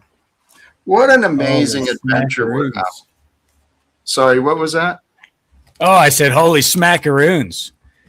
Sometimes I, have little things like I notice you do that too, or I'm like flipping flapjack, farfignugan, Right. Just I don't like to cuss that much. I really don't. I like to save it for special occasions. Then I pull it out, I've gone back and forth, but I'm currently on this path where I think less profanity would be better for me. So, especially, well, you know what? There's also, I am who I am, and I trust. Oh, yeah. You reserve that. It's all discipline, right? Like it serves a purpose. At a certain point, you may need to pull that card, but if it's not necessary, there you go. Only applying necessary force. That's where I can, my path has been to become more gentle, right? My word. Yeah, I agree. Yeah, totally. I think that's all of our paths, right? We're here to become more gentle to ourselves and each other because it's tough to survive sometimes.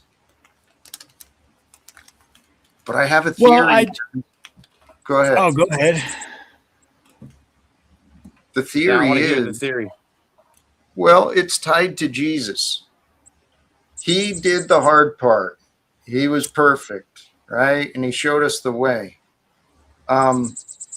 He went out with a lot of pain and suffering. So to truly honor him, follow his way and literally enjoy the hell out of your days every day. Make it that's the goal. Whatever I'm doing, I'm going to find a way to enjoy it. Makes sense to me. Fill yourself with joy, and then you discover the heaven that's here. That's the message you get from Jesus? Yep. From God. It's my interpretation of what the meaning behind the story is about. Is don't worry, be happy, basically. Live without fear, right? Have faith and trust and a deep, incredible love for God. And then everything that God might show to you, find a way to love that, not fear it. Seems to be pretty solid in the logic, at least to me. And in the practice, takes practice. I mean, we got to remind ourselves, okay, calm down. Okay, it's all right to feel okay. All right, you can let it go. Yep, all right. Right? You gotta I don't know. I like that Christ, well, put it this way. In the Bible, there's a lot of passages that refer to fear not. Mm-hmm. So anyone that's read the Bible knows that's all over it. Fear not, fear not, fear not, fear not, fear not. But a lot of the religions. Oh, please go ahead. I just think the whole Christed path, it looks like the guy, maybe he had every reason to fear with the way he lived. It's like that was a pretty rough path that he had to take. But, the interpretation, if it doesn't empower you, then like, why would someone have a message that wouldn't empower you at a certain level? It's like, if it really is valuable, then it should be something that inspires you, motivates you, gives you sense of purpose. I just see so many people that if you're just doing it for a routine.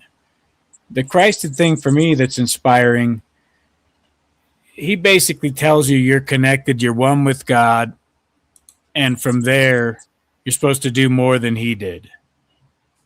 So that means I can't just be tied to those words. Like I need to read them, I need to grasp them, I need to gain a perspective of it. But if he's truly a spiritual leader or a guide at a certain level, I need to walk my own path. Because they always make the picture of like Jesus sitting there, he's holding you, right? The footsteps stop and Jesus is carrying you. But I kind of got a different vibe from it, that it's more like, no, you're supposed to be able to walk your own path and take those words and that wisdom and carry it forward. Exactly. The words in the way is supposed to become us. Yeah. Hey, we've got what I think is accurate. Is that Bex? Welcome back. Yes. Hello, Jack. Is my mic okay? Yeah, it's been a long time. Welcome. How It are has you? been thank you. Thank you very much. I'm excellent. Thank you. I'm Bex for special. Bex Static. Beck. I'm all the things. Dick, nice to see you. I love Dick. Cheers. Good to see you, Patrick. Wonderful to see you, Jack. As for the chat, hello to the few of you that I enjoy. The rest of you can suck a you-know-what. Thank you very much for having me. Yes. And for welcoming me back. It's very nice to see you all. Hey, man, I do enjoy you. Anything you're open to share? Anything you're wanting? What are you feeling? I just wanted to come up and say hi. I peeked in on OTW's live stream from last night and kind of hop, skipped, and jumped through this morning, and then saw that Dick and OTW were here. I had wanted to hop up while Imperious was here as well, but I missed him. So shout out to that guy. I hope it's okay with him that I opened my face gash to talk. And if it's not, he can come up and take it up with me, But yeah, I don't want to talk about myself too much, but I did want to come in and just say things are going really well for me. I've had a lot of health stuff last year and it turned my life around, and I'm breaking all the rules to be here today. I actually haven't been online more than an hour in the last couple of weeks, and and I just thought I hadn't peeked in on your channel. I've been a lurker for a while, but I hadn't peeked in on you guys in a while. And I thought, here I am. Why don't I just click the link and go up and say hi? So happy Sunday to you all. And thank you very much for having me. And I didn't mean to, interrupt the, Sunday, what do we call it? Communion, or, communing with each other. I did just get home and just opened up, but I figured I would be able to hop in, no problem.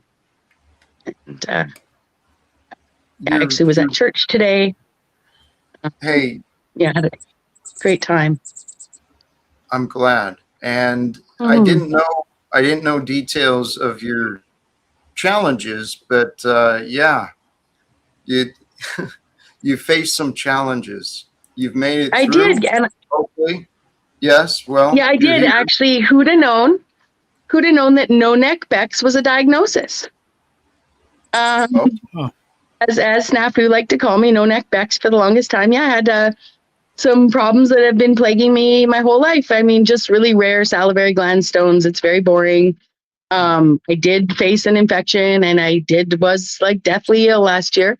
But I, in all the surgeries and stuff, I've have no tension in my face, no tension in my jaw. Like, I'm just like relieved in ways that way beyond that, issue. Like, it's just waiting for the other side to get diagnosed. And I expect an entire personality change by the end of it all. I might be overshooting there, but I do feel like so much more relaxed physically. So yeah. Thank you. Thank you very much. That's tremendous. Thank you. And what about you guys? How are you all? What's new with you guys? I'm still looping on this change the world thing. It's a good loop to be on, Jack. I had a little health snag there where I was moving some sludge or stones or whatever through, but I did move it through, and I feel great at this point. But yeah, it was not fun there for a bit. I was taking herbs and fasting and just trying to get my lymphatic system moving. I had to start being a lot more athletic and moving and running, just get the hell off the computer, all that kind of stuff. Excellent. Yeah, that all helps me with a lot of stuff too. My, to put it in perspective underneath my jawbone, not to give you guys TMI, but I'm an old lady now. We're not talking colonoscopies, right? Like the stone that they took out of my gland was 1.2 centimeters by, I'll say half an inch, by a third of an inch by like a quarter inch. Like, it was like not going to pass, but like I said, it's amazing when you drink some lemon juice. Oh, trust me. It would be like, it'd be like, yeah. I'm sure this is what had women die in childbirth, only it's just a gland. It's not a baby. Back in the day, I'm just saying it was not going to, but it's, I do know lots of people, lots of different kinds of stones in the body. Hydration and movement does solve the problem. And they can get too big. I understand that. I thought mine might be too big. I did go get tested and whatnot, but there was points where I didn't think it was going to go away because it just kept hanging on for months there, and and people would say that to me. Oh, drink some lemon juice, have some cranberry. I'm just like, you have no fucking idea. I'm drinking, every kind of acidic apple cider vinegar, oregano oil, black seed oil. But I do think all that stuff helped.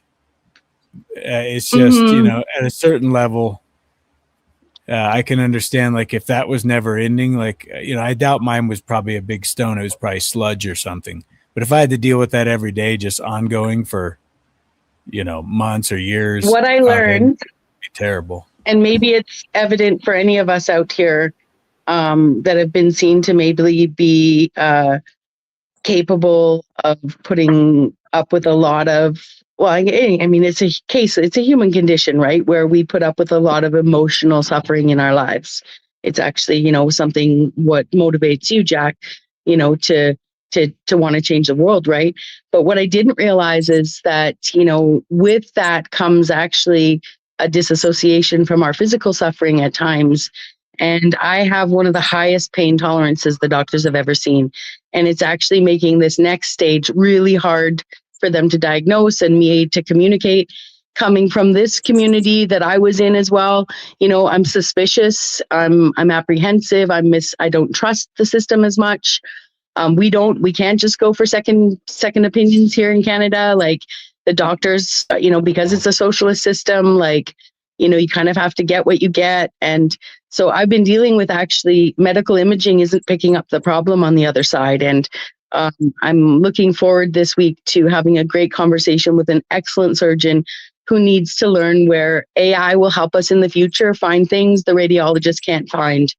And I'm just really looking forward to helping her become a better doctor, not trusting just the tools in hand, figuring out how we come up with better tools so that she can do her job and not treat something like it's in someone's head, because they're so educated by memory, by rote memory, to trust their tools and stuff, that oftentimes we as patients see the doctor as gaslighting us when actually the tools that they need to diagnose are not giving them the message that they need.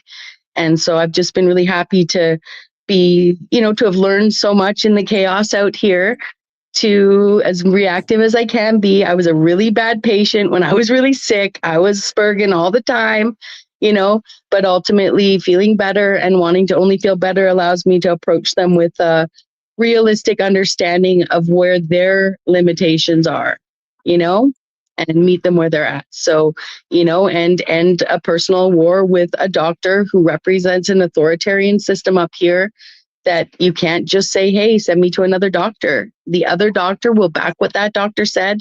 We can't just pay another doctor, So I just feel really blessed. And, in essence, the best of you and the worst of you have helped me learn that. So, yeah, and I really appreciate you, Jack, for not only letting me, welcoming me back, but letting this, interruption from the important Sunday conversation, kind of redirect into something more personal. So, and shout out to the chat, and great to see you, Yolanda. Thank you so much for your well wishes, and to everyone else as well. I really appreciate it. Yeah, there's a lot of positivity going your way, my friend. Okay. Thank you. Thank you very much. And it sounds like you've got a potential ally. And if you can help educate each other, Mm-hmm. what a blessing. Mm-hmm. Especially if you get to benefit from the rewards of the exchange. You might find this helpful too, Jack, in some of the messages that you want to share with people. I've found that I've spent a lot of time being very verbose out here, right? I can talk a lot. I've always been that way. But I am putting together a letter for this doctor 3 days in advance that she has time to read, so I don't waste her time. And what I found is speaking, dictating my whole thoughts out, and then running it through AI, and having AI concisely, take out the extra words, has been really helpful. I can talk to it for hours if I want to, and then have it help me say more concisely. It's been a fantastic tool for me. So, if anyone, and to the rest of the chat out there too, it can be really helpful. So, yeah. And now it's just the two of us. Nice, Jack. There's a lot of sources to go to for information. And in the age of technology, we are truly blessed. But we got to be wise, right? We got to be wise in the pursuit of our answers. And, well, I want to point everyone, please, regardless of the source information comes from, trust that God is with it. The good and the bad news, right? Information is knowledge, right? Or garbage. Depends on what we do with it. Yes. Yes, it's so true. So true. Perhaps miraculous healings are for you. Go ahead, please. I do believe they are, you know, and I mean, the gratitude and a good attitude goes a long way anyway, right? Like it really does. And, Amen. you know, having patience for each other's shortcomings is a big part of being human. You know, it's like, I'm definitely someone, you know, I'm like, I'd love to be like, you know, I'm laid back Becky. That's who I am. Everyone knows I'm laid back. I'm not laid back at all. And, you know, yeah, I transgress against a lot of people in my emotional reactions. But with that, I can also extend a lot of patience to people, maybe not in the moment. And yeah, I just, you know, you fall down 5 times, get up 6, fall down 100 times, get up 101, right? That's all we can really do. So, you know, yeah, life is a bit of a loop. Hey, And let me real quick, Jackie Fox, please. sincerely, thank you for the support, and there's a message for you too. Glad you are doing Thank you well. so much, Jackie. Yeah, thank you. I appreciate all the well wishes. And I'm reading the comments in chat, and I really appreciate the warm welcome from all of you. And it's really nice to see you all. It really is. Missing Maud. I love seeing Missing Maud over here. She's wonderful. If you guys haven't checked her out, she's, you know, her room's a lot of fun. It's lovely to see people of faith and people who are atheists, you know, being friends, ribbing each other, you know, having it, you know, falling outs and coming back together. And it's a great room to see where people are not just constantly debating in an antagonistic way with one another. It's a very peaceful, and she's a hilarious woman. So yeah, I actually, I'll break the news here, everyone. I know people are used to me hiding my channel and blocking and then hiding my channel. I don't have a channel anymore. I got rid of it. I don't, you know, I could build another one and we can live stream or whatever, but nope, I don't have a channel anymore. So if it's me in a chat saying it's me, and the account was just made today, it probably is me. And shout out to all my haters who are going to take that and run with it, if they're still out there, you know? So, Okay. yeah. Hey, we've And got. have you still been streaming most days? Oh, Yolanda, what a treat. Sorry, go ahead, please, Jack. I'll stop over talking. Welcome, Oh Yolanda. no, please, yeah, please don't over talk or stop talking. I'm just here. Go ahead, please continue. Yes, I've still been. I took yesterday off. Oh, that's right. I took yesterday off because the day before I did my live stream and a debate. So I figured, I can feel good taking a day off. Nice. But it's been pretty consistent for a while, back to 7 days a week again. But I honestly don't know what else I'm supposed to do. But Jack, the Panelverse would be lost without you. You've always been a bit of an anchor. I always joke that you were the UN of the Panelverse. People of all walks and all the tribes come here, you know, and there's a lot of places that people aren't streaming anymore. And a lot of people are just, you know, and we as a community, even if that's not a possibility online, you know, for those of us that, you know, have hung out for so long, like you being a tried and true is stability in a lot of people's days, you know? So, you know, without the chat, you wouldn't be here, and without you, they wouldn't be here. So, right. We're all in relationship with each other and everything. It's only our belief systems that have us divided, separated. Same way with each of us as people, and it's the same way with God. It's only the thoughts and ideas that create the separation. mm-hmm. We're all learning and growing together. And I'm convinced, guys, the divine forces that move us, there's something special going on here. There's a lot of fascinating, crazy characters in this, right? It's too crazy to be real. It can't be real. So that means that God's doing it, right? It's a unique experience, isn't it, Jack? It's I often question, why do I keep coming back here? Why do I consistently want to return to these spaces to have conversations? And no matter what, it just still seems to be a unique group. There's so many different perspectives coming in, and we've all gone through very our trials and tribulations with each other, you know, and still at the end of all of it, look who's still here today. Same people. No matter how much we've argued and fought with one another, and how much we want to give our perspectives on healing and trauma and forgiveness, and we all have to do it at our own pace. You know, we all have to do it at our own pace. And with our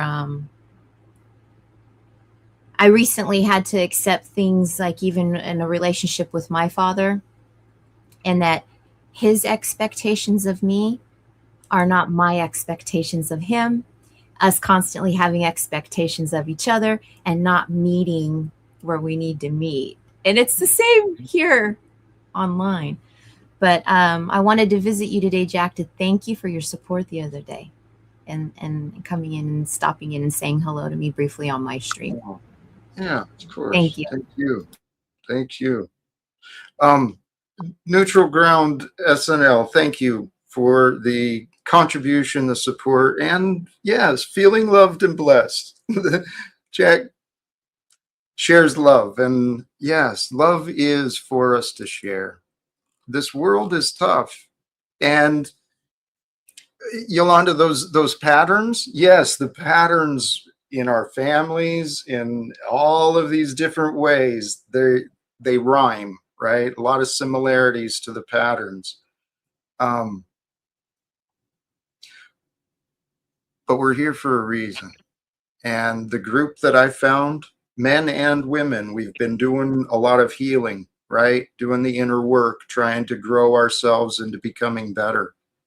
And I see growth in myself and others. And that's what gives me so much hope and faith for the future of humanity, because we're just one small group. We're perfectly true. imperfect. Yep. That's one thing that I like to, I know, but it's hard, especially in this sector. A lot of us have been down a lot of what we used to call, or maybe still call, rabbit holes, you know, and the universe is unfolding in perfection. Yes. It's hard to accept Always. that idea, but You know? if you can accept it's always perfect in some way. Mm-hmm. You don't have to fight or worry. Look at Snafu is just looping in the past. Oh, I didn't even see. That's another Let's man. see. Yolanda, you there? For both of you, you two have been well, not always, the majority of time, you two have been wonderful examples of compassion for me. Okay. How prepared do you feel today with Mr. Snafu? Any patience, or I've tried and gave up on him already today? I always have patience for snaps.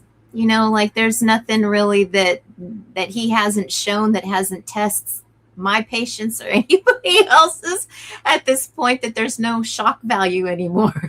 There really isn't. There's no shock value, but I really do wonder, how much do I want to suffer through it? I mean, if he's not willing to change his loop against me,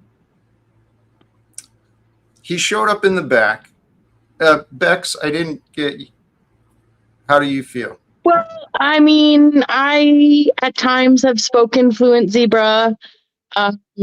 You know, I definitely, I mean, I haven't been out here for a while. It wouldn't be a day on the internet without seeing Snafu Snaps at some point, perhaps in the old days. So, you know, he has taught me a lot at times. I know people would say, like, now I'm cupcaking, but there have been times where Snafu is right and has taught me a lot about myself and has helped me find my voice. And then there's other times where, I think that there may be an extreme, I don't know, we all can have our hyper focus, right? And I feel like, Jack, you've been the limerent object of many people.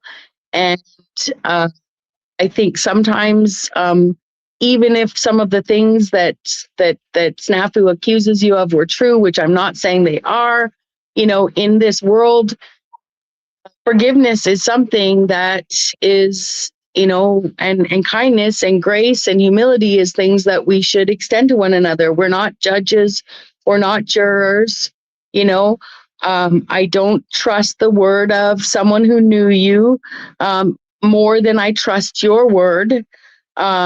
I know you better, and I think you've been very honest about many things out here. And then I think a lot of things are private.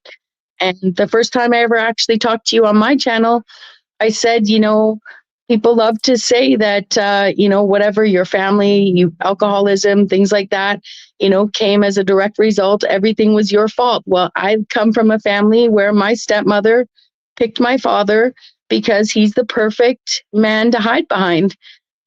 My dad has an alcohol problem. He's a very successful man, and it's very convenient for her to be able to blame everything on him and his, sort of, I guess, megalomaniacal. It makes him an excellent doctor, and so I believe that, two people make a relationship work and two people make it not work too. So, whatever Snafu loops on with you is really none of his business. Right. Thank you. And what you described was a common pattern, codependent relationships. We enable each other's bad behavior, making excuses for each other because maybe there's evidence to make excuses. Someone successful may be a truly unhealthy alcoholic or, whatever other conditions. But here, I'm going to bring Snafu up and let's see if we can find a way to communicate together with peace. Yeah, let's be real, Bex. I've talked to Jack's family, wife, coworkers. So when they all say that his rape optics are real, that his delusions they couldn't deal with anymore, and then you guys sit here feeding a delusional man That's versus you. being authentic. You think that's really truly helpful? Hug a buddy, fuck a buddy, because like real life, real talk, okay, folks. The man lost his family, the man lost his job, and the man lies, and even today was protecting fucking corruption. So I am more of a friend being authentic, just like Jack's family tried for years, just like Jack's co-workers tried. You guys glazing this motherfucker and his bullshit, and then sitting here saying, well, I don't know. Go talk to the family like he wants you to. He's been begging you all to go talk to the family. So go talk to him let me ask you, I'd like to ask you a question. Let them tell you that we Can have I to ask quit you a question? his delusions. How about that? Can I ask you a question? How about quit being a delusional man and be Snafu. real a lot of so he doesn't fucking keep asking himself, Snafu, let me ask you a question. my life fucked up. Let me ask you a question. Because you got people like you guys feeding his delusions. You yourself are a father. You had a relationship with a woman where you produced a child, whether it was one night or 1 week or 1 month or 3 years. When you look at that dissolution of that relationship, I know I'm not talking about your child. I'm not talking about your relationship with your child. I'm saying you had a family. Bex, you had a family. Yeah. I was just going to say, I'm not accusing you of being a bad dad. I'm not saying that I'm not a black-pilled person. Okay. So I'm sure you're a great father. What I wanted to say to you, Snafu, was in your baby mommy relationship with your baby mommy, when it broke down, was it one person's fault? That would be my question. Independent of grape and all the accusations, let's just rewind back to a relationship was had where a baby was made. And would that woman have said bad things about you at some point in the breakup? Would you have said bad things about her at some point in the breakup? And if you would you have wanted me to believe what your ex said about you at that point in the relationship? Those are my questions for Snafu. Snafu, I'm going to bring you up. If you need the question asked again, that's fine. If you don't answer, you're gone. Says the Nazi rapist. Okay, so one, guess what? I got custody of my child because the mom was fucking shit, and I was even headed to prison, and the court still gave me custody. So that's some funny shit, yeah. But here's the deal: call his fucking family. When you guys glaze this delusional man, do you know how much the family was? There's no reason for you to No, keep see, notice looping in now your he's not. repeating lies, okay? Since you can't interrupt yourself, Snafu, I'm going to interrupt you. We've got another guest here. The Freak, how are you, brother? I'm good. Can you hear me? Oh, yes. I just saw something. I'm not quite ready to present yet, so I'm just going to mute up for just another minute. Okay. All right. Thank you. Jack, do you mind if I give you my 2 cents? Please, please. Okay. So clearly, these are still arguments that have been happening for almost 4 years. And it's gotten absolutely nowhere. And in response to Snafu, I know, speaking for myself, I don't want to have conversations with your family. I'm not that invested as he is to investigate something that is clearly a personal problem. So, as much as Snafu has shared through the years about himself here and there, he's clearly not in any position to be throwing any stones. None at all. And anytime anybody brings that up, he turns it around. But clearly, Snafu, you are in no position, sir, to be pointing fingers at Jack or anybody else that you like to point fingers at, because your story is very interesting in itself. And I don't find myself, and I don't know about Bex, but I know for me, I'm not throwing any accusations or using your story against you.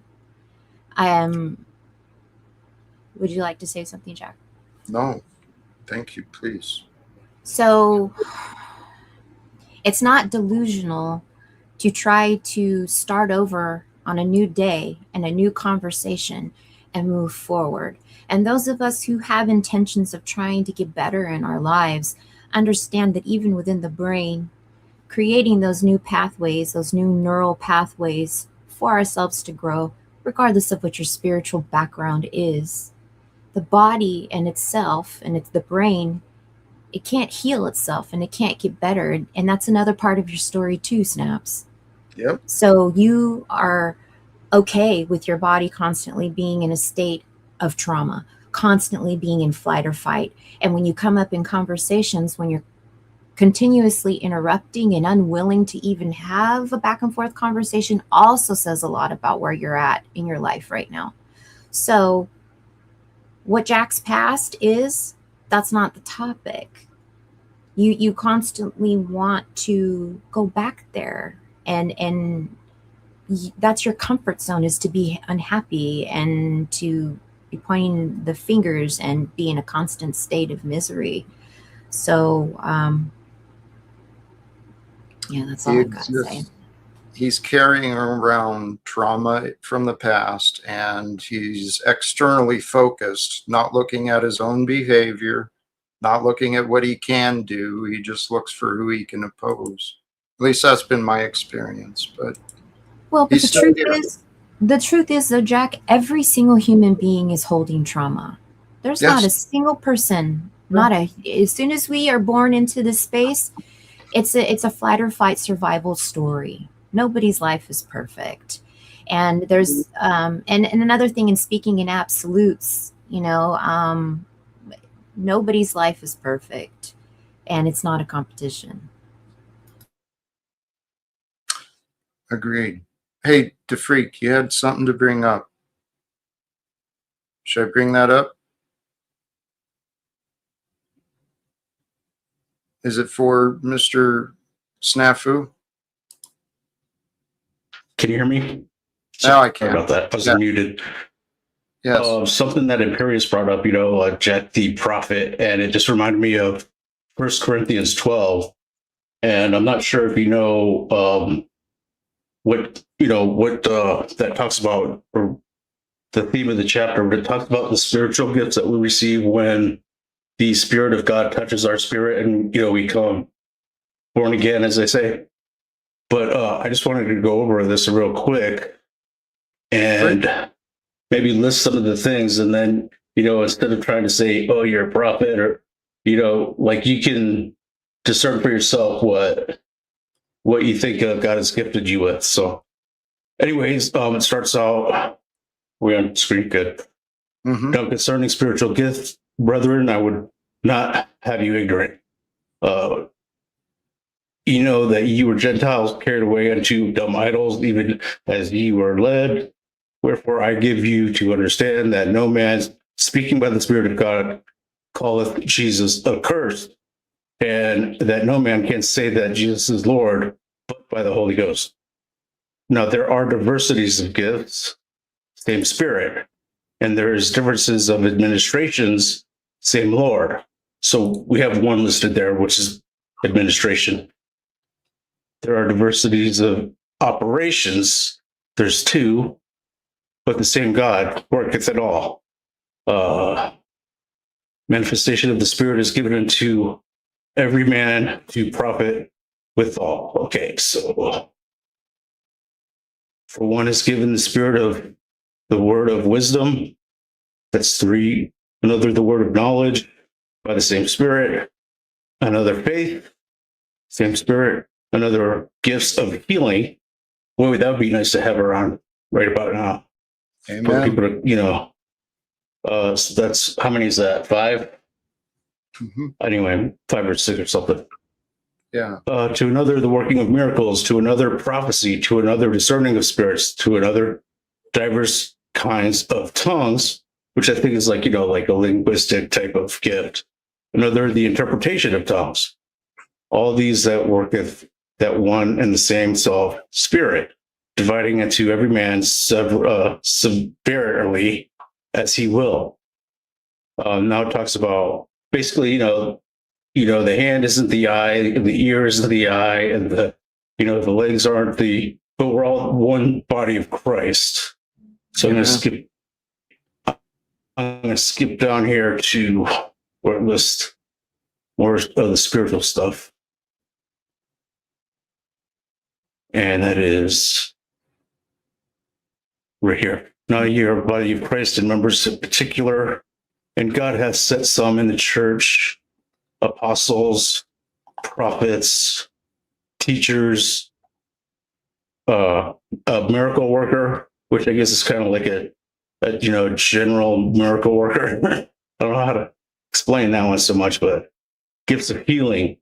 This is a real thing. Like, I've seen, and it's usually always these little old ladies at the church that are just so powerful in the Spirit of God. Like, they could just pray, and you can see things like happening, because they're close to God. They pray. They're godly people. So, like, I believe in all these spirits and that they're active today, and they're still in play. Health. I can imagine that's like charity, or helping other people that are down on their luck, maybe. Governments. That's interesting. Diversities in tongues. Are all apostles? No. Are all prophets? No. Are all teachers? No. Are all miracle workers? No. Do all have the gifts of healing? No. Speaking tongues? No. Do interpret? No. But covet earnestly the best gifts, and yet show I unto you a more excellent way.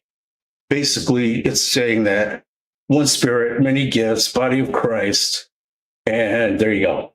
So if you can just remember the 1 Corinthians 12 is where the spiritual gifts are listed. That's all I got. Yeah. And it makes sense that as we come together, there's different qualities of divinity whether it's wisdom, creativity, goodness, whatever. We've got a life experienced that brings us to where we are. And when we come together, this was the message from Pastor Joshua at church today, too. Like I said, is when people come together actively for the purpose of prayer, going to God, to the great beyond for the answers. Go to the great beyond, which is beyond what you know, in order to get the answers that you need. And we all have. Sorry, go ahead. Well, I wanted to point out the relationship all of us have. When we unite together with love, with honesty, we are the living truth that God is bringing forth. And if we unite together to be the body of Christ, let's end the wars. Let's change the definition of what government means. Mm-hmm. Yeah, that's really good, Jack. You know, you know how I'm kind of like, a bit doubtful or whatever, but the thing is, we can sometimes will our way into at least having the hope, I guess you could say, because according to the timeline of the Bible, the prophecy that I as a mere just reader or whatever, interpret it, like it doesn't really go in line with what we're seeing and what I'm expecting. But that's the problem. It's my expectation. So, but I used to always think that your idea about like getting rid of money and like capitalism was a little like crazy. But then I told you about that story with Jay Prince.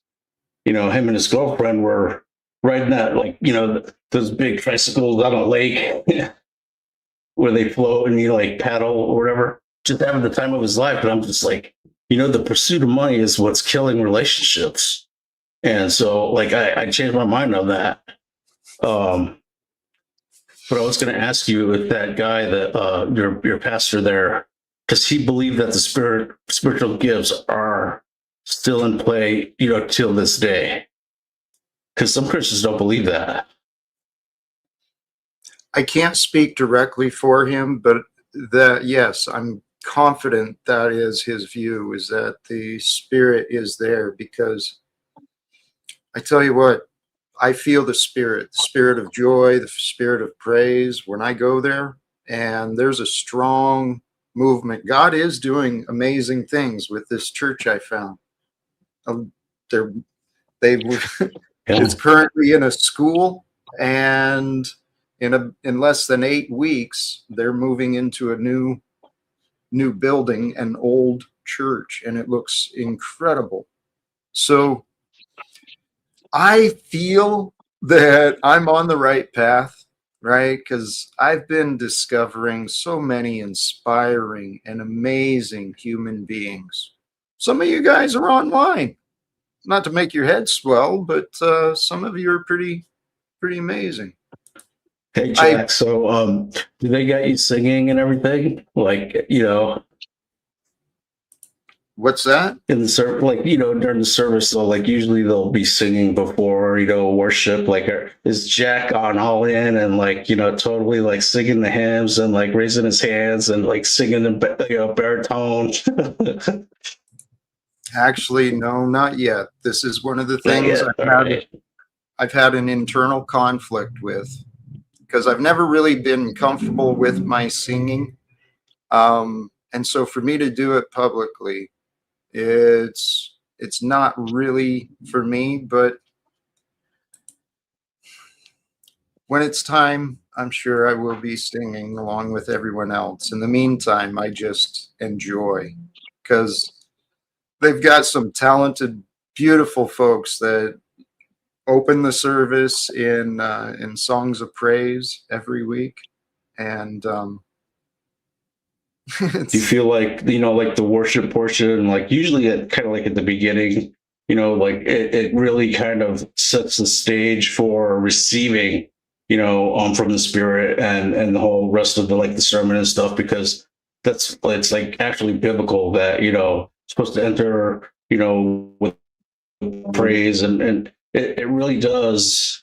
Like I was resistant to, like I just didn't want to feel weird or whatever, but there really is a connection that happens when we, what do you call it? I don't want to say like, in a group, but like kind of like a communion or something, whatever, worship that it's just, it's not anything that you get, in the regular world, it's just something that is a connection. It's like a connection with God that is unique and, it's great. So anyway, I wanted to say also, good to hear from you again, Bex, because, it's been a while and you sound great. Like you sound like you got the pep in your step again. And just wanted to say that. Hello. I do. And I thought I'd do the rare sighting. It's been a few years since I showed my face online. People like to cut it and put it on cockroaches, et cetera, et cetera. I saw Yolanda cut all her hair off. I'd cut all mine off as well. This is the thin side of my neck, everyone. This is the side. This is the side. This is where they operated. My neck, somewhere in there. Anyways, I just wanted to, wow, show my face. It's been a long time. So there, clip it, talk about it or not. But yeah, it's really nice to see you all. And it's, nice. I really appreciate those words of observation and I do feel great. I really do. It's been, it's just been a great year of trusting experts, and getting my health back. Right. Actually, Dennison said something one day where I heard him on a live stream saying, nobody chooses to be unhealthy. Nobody chooses to be like heavy, overweight, unhealthy, in our society of fat phobes or whatever they want to call themselves, people who think that, talking about someone else's looks or bodies is somehow appropriate. It's just, it's normalized, right? And online it gets infinitely, infinitely sort of, amplified in a negative way. And, I'm just grateful for falling so far in front of so many public people, and showing the worst of myself out here, to actually see the mirror and put my life back together and to listen to the right things. We can shame ourselves for our behaviors, and little did you know you were sick, and that's how you became sedentary, and that's how you got the weight on, and then you got into a cycle where you couldn't get healthy without the help of experts. And sometimes a little pill goes a long way. And if you're focused on taking that medication, in most cases, you can actually get off it if you make the lifestyle changes you were hoping to make before you took it. So, that's where I'm at. And it's just felt great. It's really empowering. And, I can thank people online for helping me see that those are the things I needed to do, And yeah, once you've shown the worst of yourself online forever to thousands of people, or hundreds of people pretending to be thousands, all you can do is turn around and look at yourself again. I'm trying to give you the right angle. I'm trying to give you there we go. Hi everyone. Down here looks heavy up there. So anyways, I appreciate it. It's really nice to see you all. It's really great to be here. And thank you. Hold on a second, Jack. I gotta see something here. I don't know if you can hear it, but like she is like literally like they stole the Copilot, the Microsoft browser, like the Copilot edition. Like it's her. It's like totally Bex. Anyway. What do you mean by that? Nice to see you, TMO. I don't get the AI that is part of the Microsoft Edge browser. That's called Copilot. Like the default voice and personality, it's definitely you. Oh, the voice. The voice. I get it. I haven't heard it yet. Hey, you know what? I don't know. Machine Lives, good to see you. It's been a while there as well. How are you today? Yeah, blessings. Yeah, appreciate you. Welcome. We certainly do have some amazing guests roll through. There's some true stars, and I think there's some stars in the rising. amongst us. We face these challenges so that we see how great we can become. That's what I know for sure for me.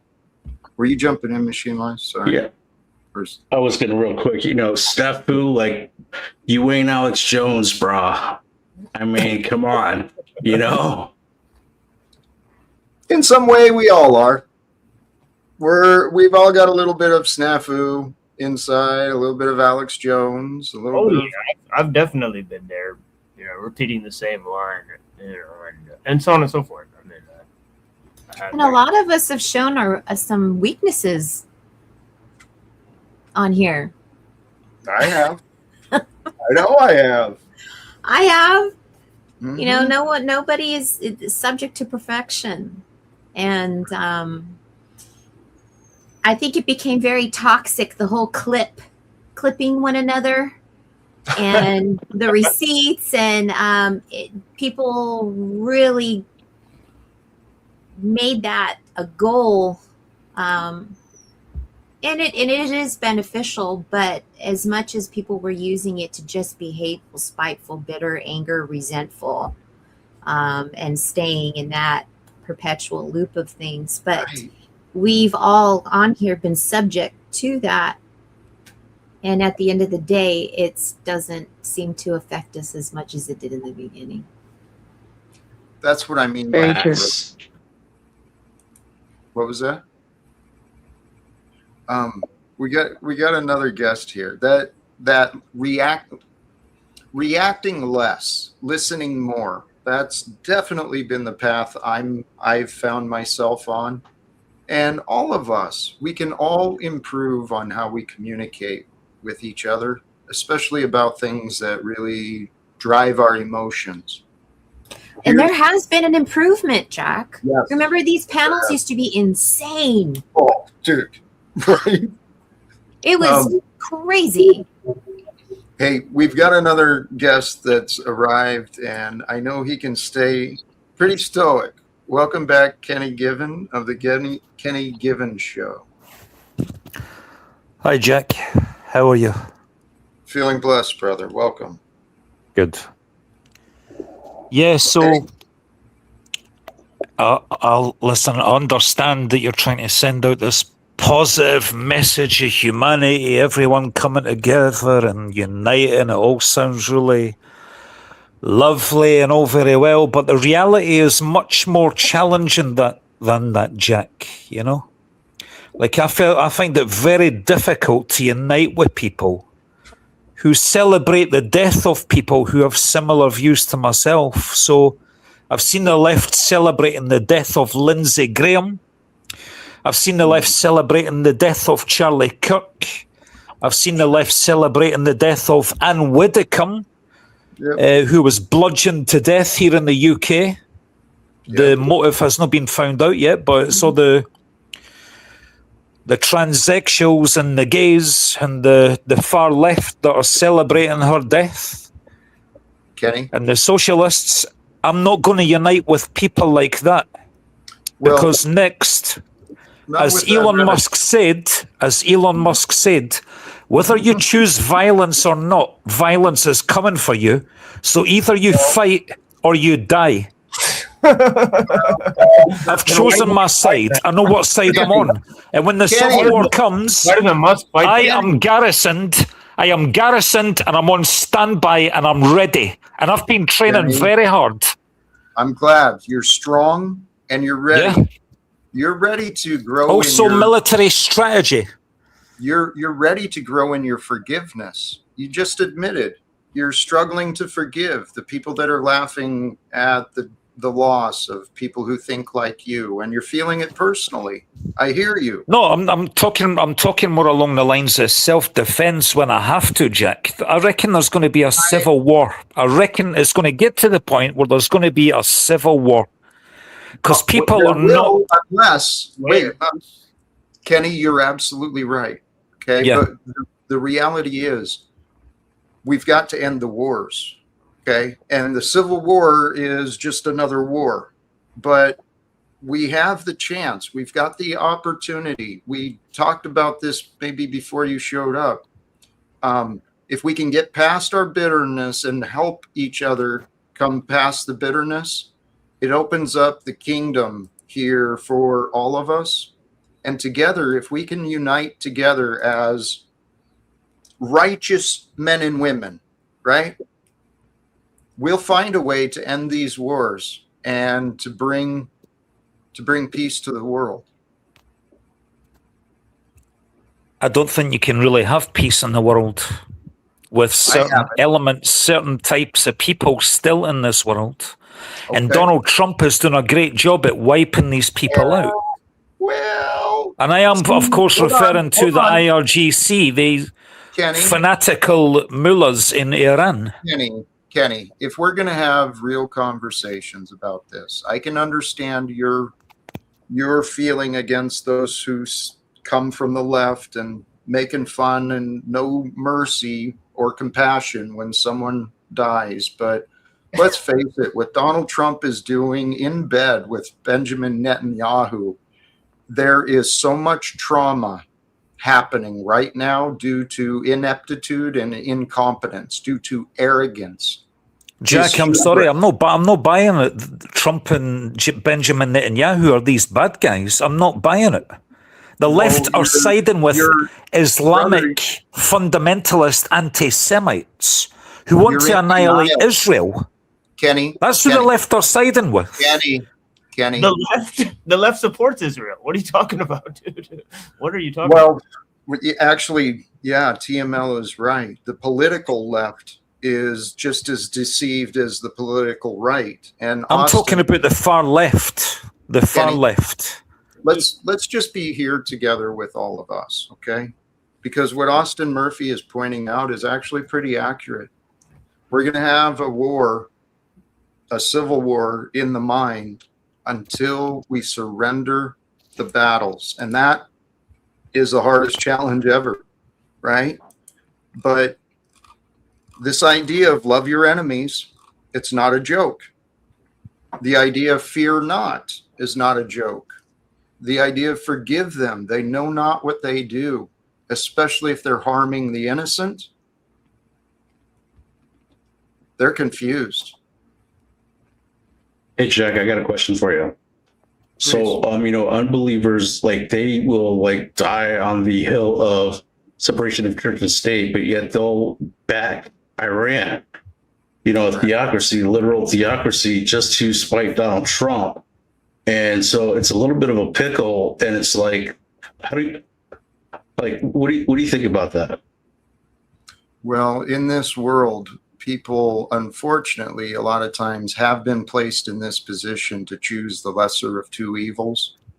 But people support things for different reasons. There's a lot of people who support Donald Trump for their reasons.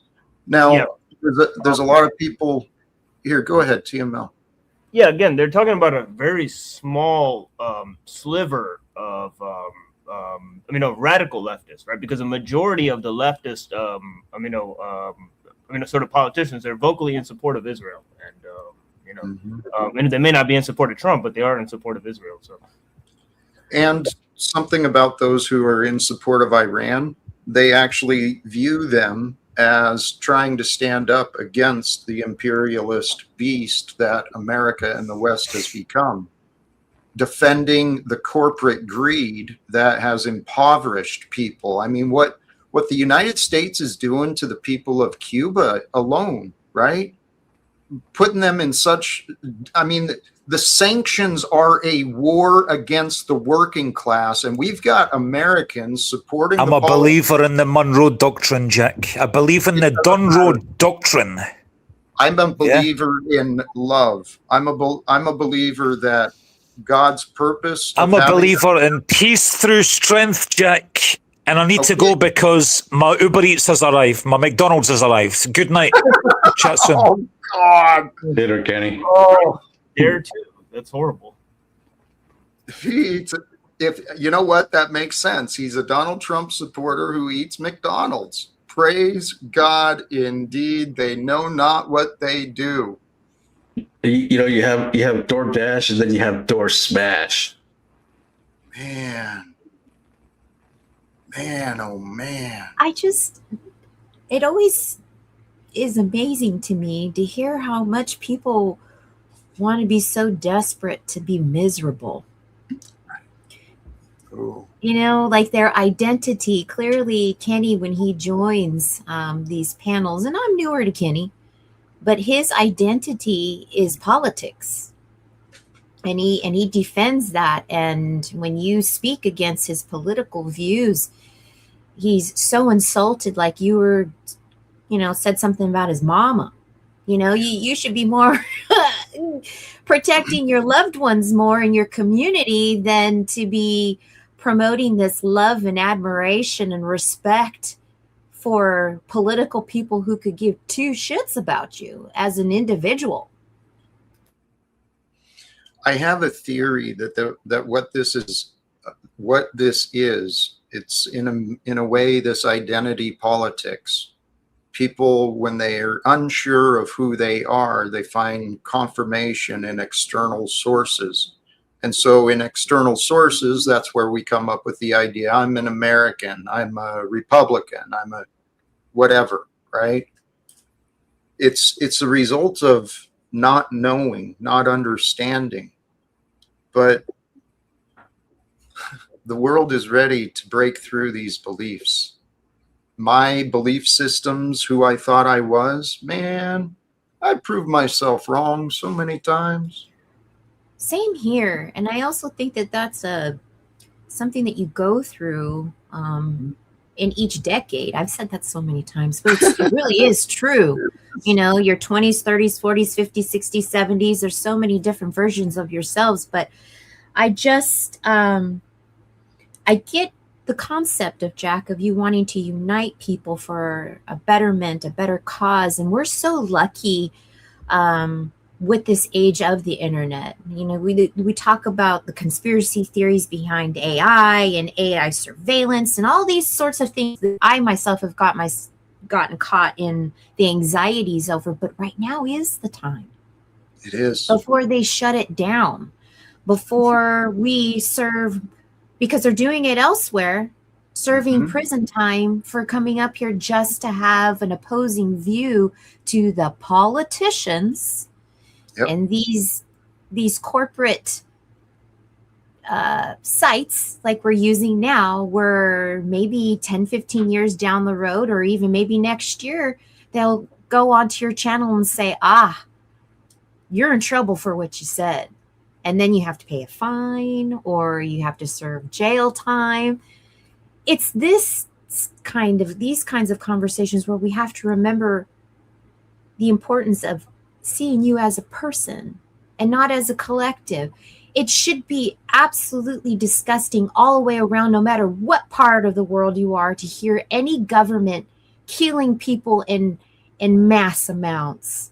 Amen. It doesn't matter if you're a leftist or a conservative, right, none of that should matter. It shouldn't matter if you're a Catholic, a Muslim, a Christian, right, because at the end of the day, what's happening in Venezuela? None of those things matter when you're desperate for your fellow man to help you survive. Right. That's what counts. Sister, that's exactly it. And we have an interesting, actually, before I go to the interesting opportunity in the back, Kenny Given, if you're there, my friend, still, Jack, your identity is always blaming Donald Trump. So don't sit there and pretend to be apolitical. You misunderstand me, brother. Yeah. I want to help Donald Trump do better. Okay? I want to help him overcome his fears so that he becomes a more honest man. Our nation deserves the truth, and he is truthfully enabling the corrupted by not putting all resources after investigating and pursuing those involved with the child trafficking that's well documented and the sickness in the Epstein files. I mean, that's just one direction where the man is failing, let alone, as let me calm down. And as Yolanda was saying so clearly, we should not be supporting any government that is for the purpose of murder. Punishment is this idea that benefits the oppressor. We've been taught to go through life punishing ourselves, punishing each other. Why? So the owning class wins? I think we're here for more. Hey, Jack, I got another question. Please. So, we want to get rid of like the monetary system and like, kind of bond and stuff. But I think that most social animals, including us, like we have a way of like building a natural kind of hierarchy, and there's like leadership that is just bound to happen with humans and stuff. So what happens if you get rid of the money where you can pour your ego into, and instead it's all about status? Is that a problem? Well, in today's world, status and money seem to go together. And I think that's the path that Donald Trump is on. He looks at authority and wealth as what represents America. And I used to believe those things. So if in a future where I believe we are headed, in the new kingdom where people are honest and they actually care about one another, anyone who rises in status, it won't be due to propaganda or advertising. It'll be because of what they've done, right? The value that's shared into the community and world. Because right now we've got a society that literally rewards the greatest manipulators. How the fuck are we going to have justice in a world like that? There I go swearing again. Sorry. Right. But if you take away the money part of it, and you just now are relying on hierarchy and personality and status for your human ego to get its fix or whatever, couldn't that be a problem? Or am I just speculating too much? You might be overthinking it, or maybe I'm not presenting it more clear, because I think the way it is, the way the world really works is we enable each other. We can step back and watch people fail. We can involve ourselves in their failure, or we can support people to rise. And we all do better when we support each other and we look out for each other. That's how we know things are kept fair. Well, even in this great experiment here in the United States of having all these different cultures and religions,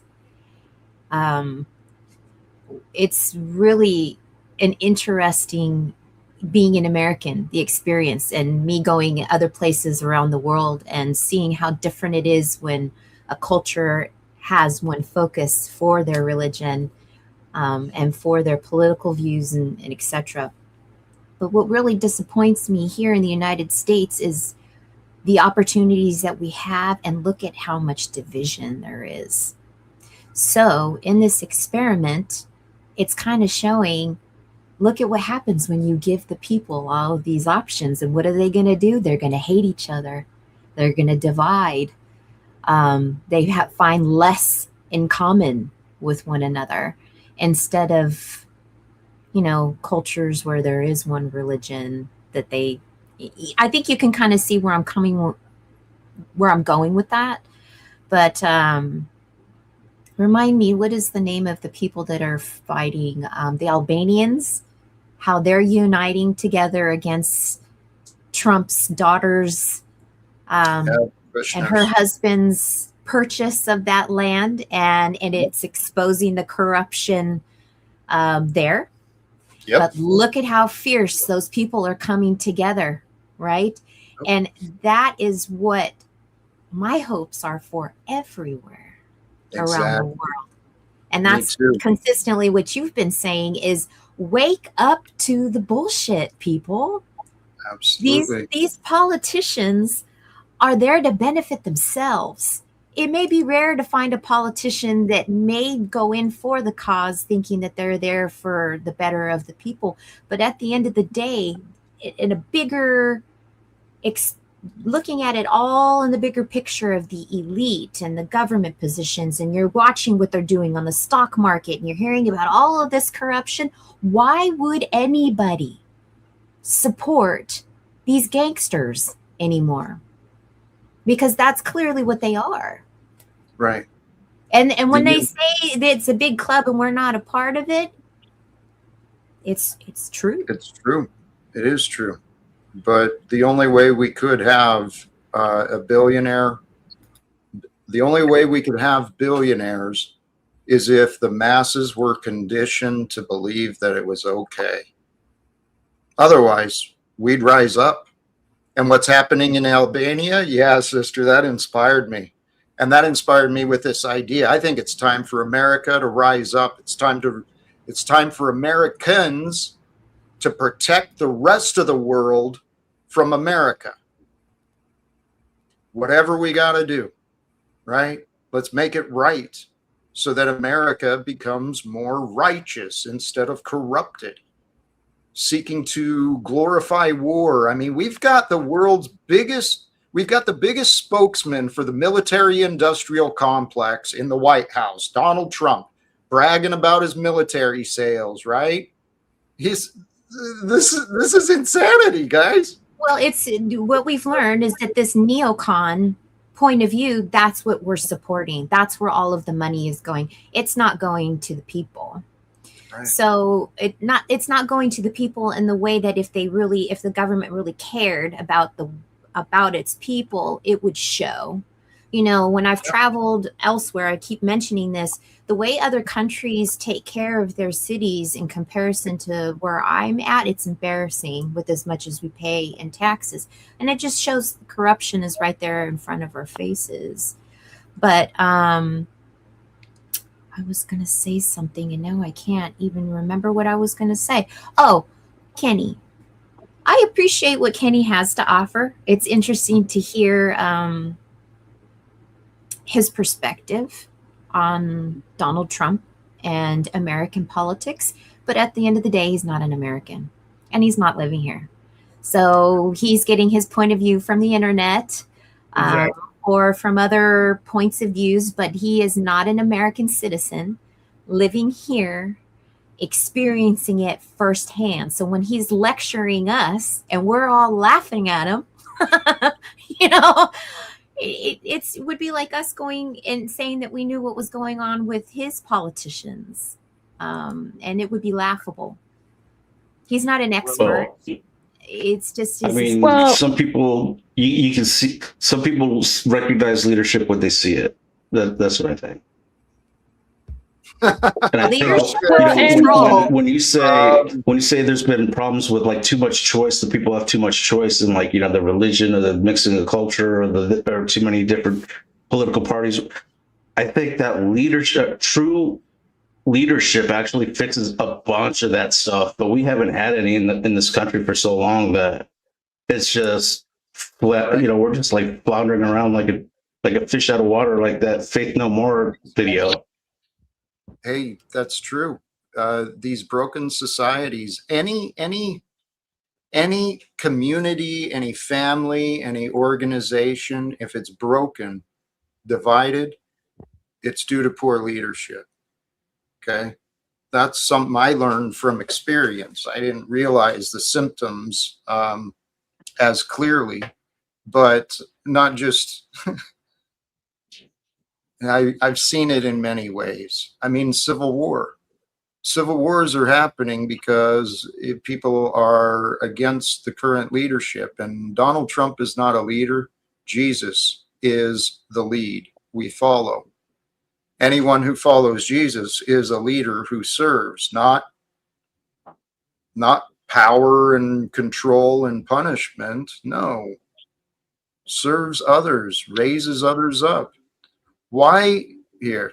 I'm going to bring up, sorry. We've got another guest, and I did say I'm starting anew. Times of trouble, we can all help each other's faith, and I think we can find ways to work together. Stephen, welcome back. What have you got to say today? Hello, hello. Uh, I think maybe we need a civil war.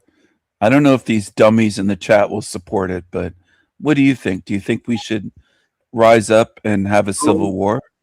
See, Stephen, Yeah, I don't know who you're looking at to see dummies in the chat, but I don't really consider you to be the greatest judge. not in the private chat. There's some good folks in there. I mean, in the regular chat, there's some Right, dummies. Stephen, you're Yeah, not. Tell you what, I don't have any. we're starting a new patience. leaf today, Jack. Your negativity is I'm not disgusting. negative. You're not negative by calling No, people dummies. no. I just wonder if these people will Oh, rise up in Stephen, the chat. no, right, right. Don't worry about Yeah. that. Let's focus on you, okay? For All just right. a minute, because you showed up here for some reason. You clearly want my I attention. did, but Jack, I don't want to be in the spotlight. Well, it doesn't matter. You're here, and it'll just be for a I'm here. moment. I'm here. So, Stephen, based on what I've heard you saying, there's something you Mhm. need to look at. Do you think that everything you say is true? Yes, Or do you know when you, 100%. okay, so this is it. Yes. I'm pretty confident you don't know when you're lying How do you mean? Why would you think that or assume that? I don't because get it. you think your thoughts are true before thinking them through. You say a lot of stupid and insulting things, and it That's really negative to call me diminishes. stupid and insulting. That's negative. No, I'm describing your behavior. Okay, Well, when I was you're describing the chat as stupid earlier. You said it was negative. Now you're no, calling me stupid. Come on. Stephen, your games of manipulation. No, be respectful, Jack. Stephen, those words are for you. Be respectful, Stephen. Don't I'm call trying people to have. stupid. I'm Don't call them trying to fools. have. Hello. Stop telling. Hello. Please. Go ahead. Stop telling me what to do.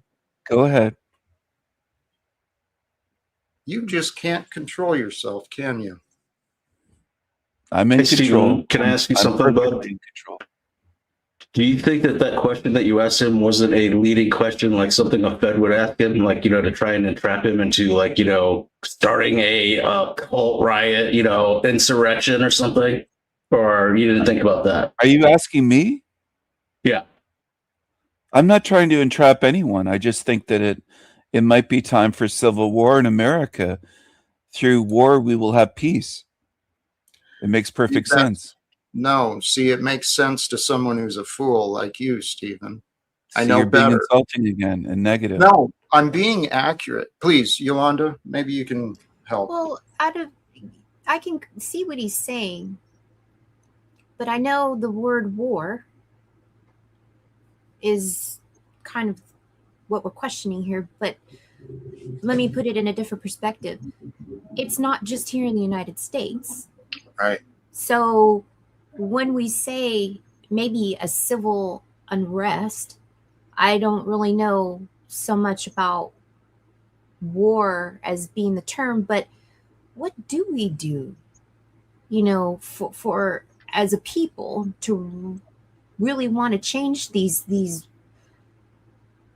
corrupted means? And generally it shows that war and riots and rising up against it is the way.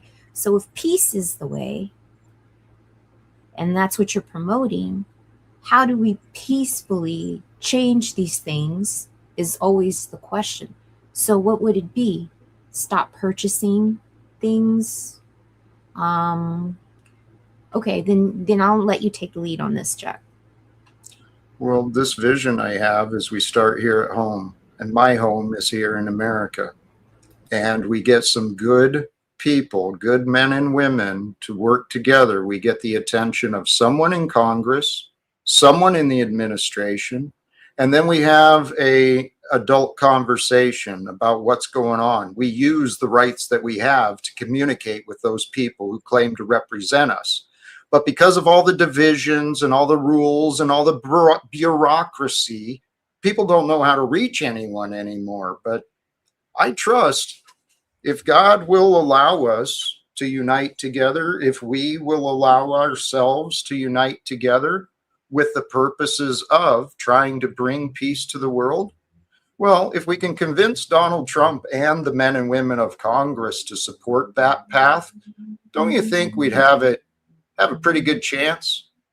So all we've got to do is talk to other people like us who are just in positions of government and say, hey, let's talk, boss. Let's talk about what's real, what your duties are in our government, in the administration, in these positions. Who are you loyal to? Brings me back to Pastor Joshua's sermon. For those who tuned in late, I talked about this earlier. Pastor Joshua talking about what trouble reveals. It reveals our integrity. What do we turn to? Are we turning to the money system? Are we turning to the lies? Are we turning to the past? Or are we turning to God? God is here with us. I feel. Well, God is here with us regardless of what the scenario is, good or bad. Right. That's... So what do? We know it's corrupted. What I'm suggesting is it's worth a try. I put a call out earlier to anyone who has any sort of influence. If you want to work together towards this goal, please reach out to me. Please help me connect to other people who have influence, who might want to try and get the attention of... I have some influence. Would you like some help? Have I not said so? You just did, yeah. And I'm here. I'm here listening today. Would you like to talk with Lindsey Graham? I think I can reach him. Yeah? Yeah. Why not? You're into necromancy, Stephen? Right. Yeah. I'm a necromancer. I can speak with the dead, Jack. This is serious business. Yeah, and that's not a serious answer. So thanks for the joke. Here, we've got Kenny has been in the back patient for a little bit. Let me bring him back. Welcome, brother. We have been... Yolanda, you were being very small-minded in what you said about me earlier when you're saying just because I'm not living in the USA somehow means that I didn't know what's going on. But I do know that J.D. Vance is the bookie's favourite to win the US 2028 presidential election. And I also know that Donald Trump won the popular vote by 2.6 million votes. So I do know that the Republicans are still the most popular party. That's an interesting... Good. I'm glad you know those stats, Kenny, but are you an American and do you live here? No. Okay, that was my point. That's completely irrelevant. I still know that MAGA is the winning force in the polls. But and see, you're just you're going to have to avoiding... suck it up. You're just going to have to suck it up and watch your team losing again, like the snowflake that you are. Your team. Oh, wow. Kenny. Yeah. Whoa, buddy. MAGA is a global movement. I'm a member. All right. Wow. Not a good look, buddy. You know, I love it, but like she's like the sweetest lady, and like, come on, dude.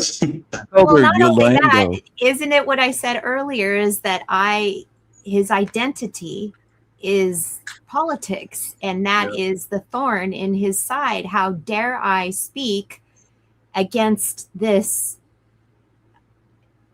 Against anything about the political view. But again, my only point was that he's not an American, and he's just giving an opinion on what the experience is living here in the United States under this administration and what it feels like to live here. We have a first-hand experience and point of view on it, and he's an observer of it. That was my point.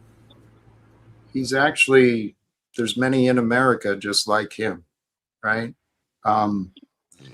It becomes the identity. That's why it's always been, the biggest arguments are politics, economics, religion. Why? because those are the three things that people will identify themselves with and make excuses for selfish choices, right? They're different than me or whatever. It's excuses. Well, did you see the vitriol? I would A like to little see bit. that. I would like to see that passion for his community, for his He loves home. haggis. He You loves know, haggis. but I don't know if have you ever had it, Yolanda? no, You wouldn't no, eat haggis? no, thank you, I've tried it. I eat everything. thank you. I've tried it. I eat everything. It's delicious. Oh, you're braver Kenny, than you I. blew your Yeah, what? chance. Kenny, you came up first. You came up and you said that, you know, the Lindsey Graham thing was distasteful, and you had a chance to blow the king out because he's Canadian even, and you went after No, I'm Yolanda, not. bro. I'm dual Yikes. citizen. You're wrong Well, again. and I wanted to say something, if you don't mind. I heard, I think it was Ike on Landry's panel when that guy first came out here, and I might be misspeaking, but I heard him say that humans are social creatures. And by definition, that means that we are exclusive. We are not inclusive, right? And I think it's important that people understand that the peace that we might want to bring, amongst us all doesn't mean we're all going to agree. It doesn't mean we're all going to have the same opinions. It may mean it hopefully means we can have standards globally on how we value each other's lives, and maybe even how I'm a socialist, I'm Canadian, right? On maybe even how we share global resources, but there's always going to be intellectual discourse. And in this political correct world, we've learned to perform morals and to try and outsmart each other with language and with the right thing to say versus, and it's called virtue signaling, versus actually behaving in a virtuous way, right? And this is an immaturity that exists in our societies. It's something that until we step forward together and learn to have disagreements without insulting each other, learn to exist with those disagreements, we will get stuck and end up in loops of, behavior where we resort to name calling, insulting, and so on and so forth. We're never Yeah. going to all get along, and that's okay, right? We're never going to all like each other, and can that's try. okay. We can try if We we can stop try. telling each We can other we're try. never gonna It's get true. along, That's right? true, Jack, Peace is but I want to be available. a realist. I want to be Please. a realist about the people out there that are very particular and only like a handful of people in the world, right? They're going to always be hypercritical of other people, but we can learn how to, without just being polite, allow each other to exist, not harm each other, and try to understand each other and even have discourse. It's not intercourse. Intercourse is peaceful communication. Discourse is not so peaceful communication. And that's the difference. It used to be called verbal intercourse, but we use that for, communing in a different way. I knew you'd giggle. I knew you'd come up here after I showed my face too, Stephen. It's really nice to see you. But I wanted to say to you all, thank you so much for having me, Jack. It's so nice to see you, Yolanda. Thank you for joining. Defreak, wonderful to see you as always. Same with you, Mohammed. I really appreciate all of you. Stephen, thank you for joining this epic stream. It does feel like a reunion. It's the perfect thing to have on a Sunday. And I really appreciate you, Jack, for providing the space and having the patience to interrupt, not interrupt, but just to allow the flow to sort of, ebb and flow from the general to the specific and individual to society. And, I really, really enjoyed being here today. I look forward to the next time, and peace to all of you in chat. Thank you so much for having me, Jack. I wish you all the best, and I look forward to the next time. Thank you for joining, Bex. It's good to see He's you so again. great. Appreciate you. Peace, Sincere. Bex. I think you got Jack thinking about intercourse now. Don't assume. Hey, Jack, have you ever heard of Bob Hope syndrome? It's not coming to my mind. Well, like the friends of Bob Hope, they always said about him, like he was never off the character. Like you never really knew the real Bob Hope. Like you never knew like his real personality because he was always on the stick, you know, the act. That's Steven. We don't know who the real Steven is. It's always the act with Steven. You know, I tried to point that out to him a couple times, and I don't think he's. You always say that. You say it all the time. Yeah, man. Like we don't know who you really are at all. Like, Right. you never. I don't know, man. That's It's always an act. Right. He's I'm not an living actor. pretend. No, I'm you very don't sincere. Even you don't even know when you're lying. I'm You've very outsmarted sincere. I'm very authentic.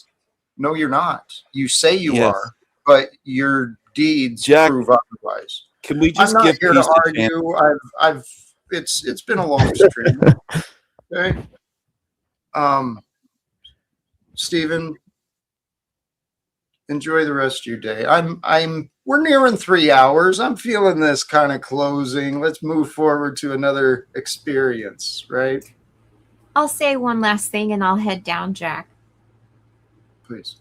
Sometimes the hard part of the vitriol and the hard conversations sparks a passion within me for myself. Changes my perspective, puts a fire under my ass. So I do also know that sometimes having the hard part will eventually manifest into something that is good for me. So, and I've noticed even today, there are people that I haven't spoken to for a long time that came up here on the panel. And then there are also individuals that we've had some uncomfortable conversations in the past, but I came on here anyways, and it ended up being a good conversation at the end of the day. So thank you, Jack. Hey, blessings to you. Great I job. really appreciate you, my friend. Take care. DeFreak, So please. Yolanda was excellent. You know, she made some great points and everything. You know, Bex is epic. Like she's one of the she's like a really intellectual, you know, girl. Like I really appreciate it about her. Always have. Like she can dive deep into something, and like I don't know, it's just a unique perspective. Like, and I think you know, more women could express that. I think it would be great. But anyway, 1 Corinthians 12 is where the spiritual gifts are listed.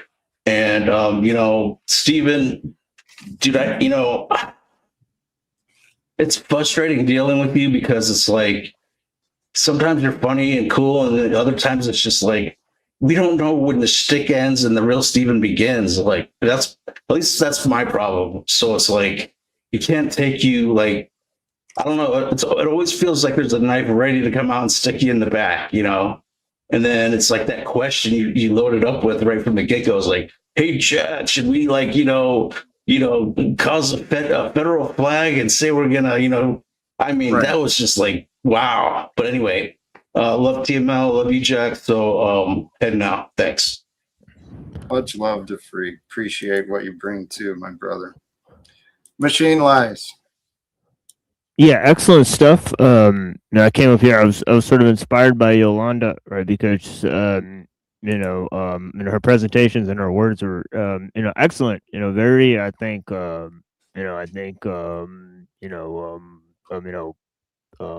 she's probably like one of the most like one of the most articulate people on the panelverse or whatever. So fascinating stuff. But I like to read this thing of from the Shang Zhu, right? Where Confucius and Zigong, they come upon a crowd of people who are sort of celebrating a funeral, right? So he asks about them because they're not in keeping with the rites, right? They're kind of like dancing and having a good time, right? Right, while someone's dying. So he's like, what's going on with these people, right? So he says they exchange the beginning for the end and cannot tell a premonition from an echo. Bemused, they wander about beyond the dirt and dust and play at the business of non-action. How could they get worked up over conventional politeness just to put on a display for the eyes and ears of the crowd? Zigong said, so why then does my master follow rules himself? Kongzi which is Confucius. He said, "Me, I'm one of those who is punished by heaven. Even so, I share this with you." So he says, "May I ask about these rules?" So Confucius says, "Fish school together in water. People school together in the way. For things that school together in the water, dig a pond and they will be provided for. For things that school together in the way, don't busy yourself with them and their lives will be settled. Hence it is said, fish forget one another in the rivers and lakes. People forget one another in the arts of the way." Zigong said, "May I ask about deviant people?" So Confucius says, "Deviant people deviate from people, but converge with heaven. Hence it is said, heaven's petty person is a prince among men. The prince among men is heaven's petty person." That's it. But yeah, blessings to all the people. I appreciate you guys. Profound and deep. And there's many things there. Brother, thank you sincerely. Always appreciate you and the wisdom you generously share. I'm going to drop you out. Brothers and sisters, thank you sincerely to everyone who joined in the panel, in the chat, now or later. The reminder for us all, love reveals heaven. And the way you're going to find love is through faith. Faith can be found even in times of trouble, right? And the reality is, it's when we have faith, we can let go of our bitterness. And when we let go of our bitterness, we might get to see the goodness. Bitterness blinds us to God's kingdom. The kingdom opens to those who choose to receive it with love. And you can, if you can trust, if you can give yourself permission, and God allows it, it's up to you two, right? Between you and God. But if you find enough faith to believe that love can renew you, it can. It will. Because that's what love does. Love is the renewal, and the new and the old, it is God. I'm going to wrap it up here. Sincerely to all of you, thank you. Till next time, choose love, peace for everyone. Walk with faith, of course, especially in the times of trouble, so you can live without fear. Peace.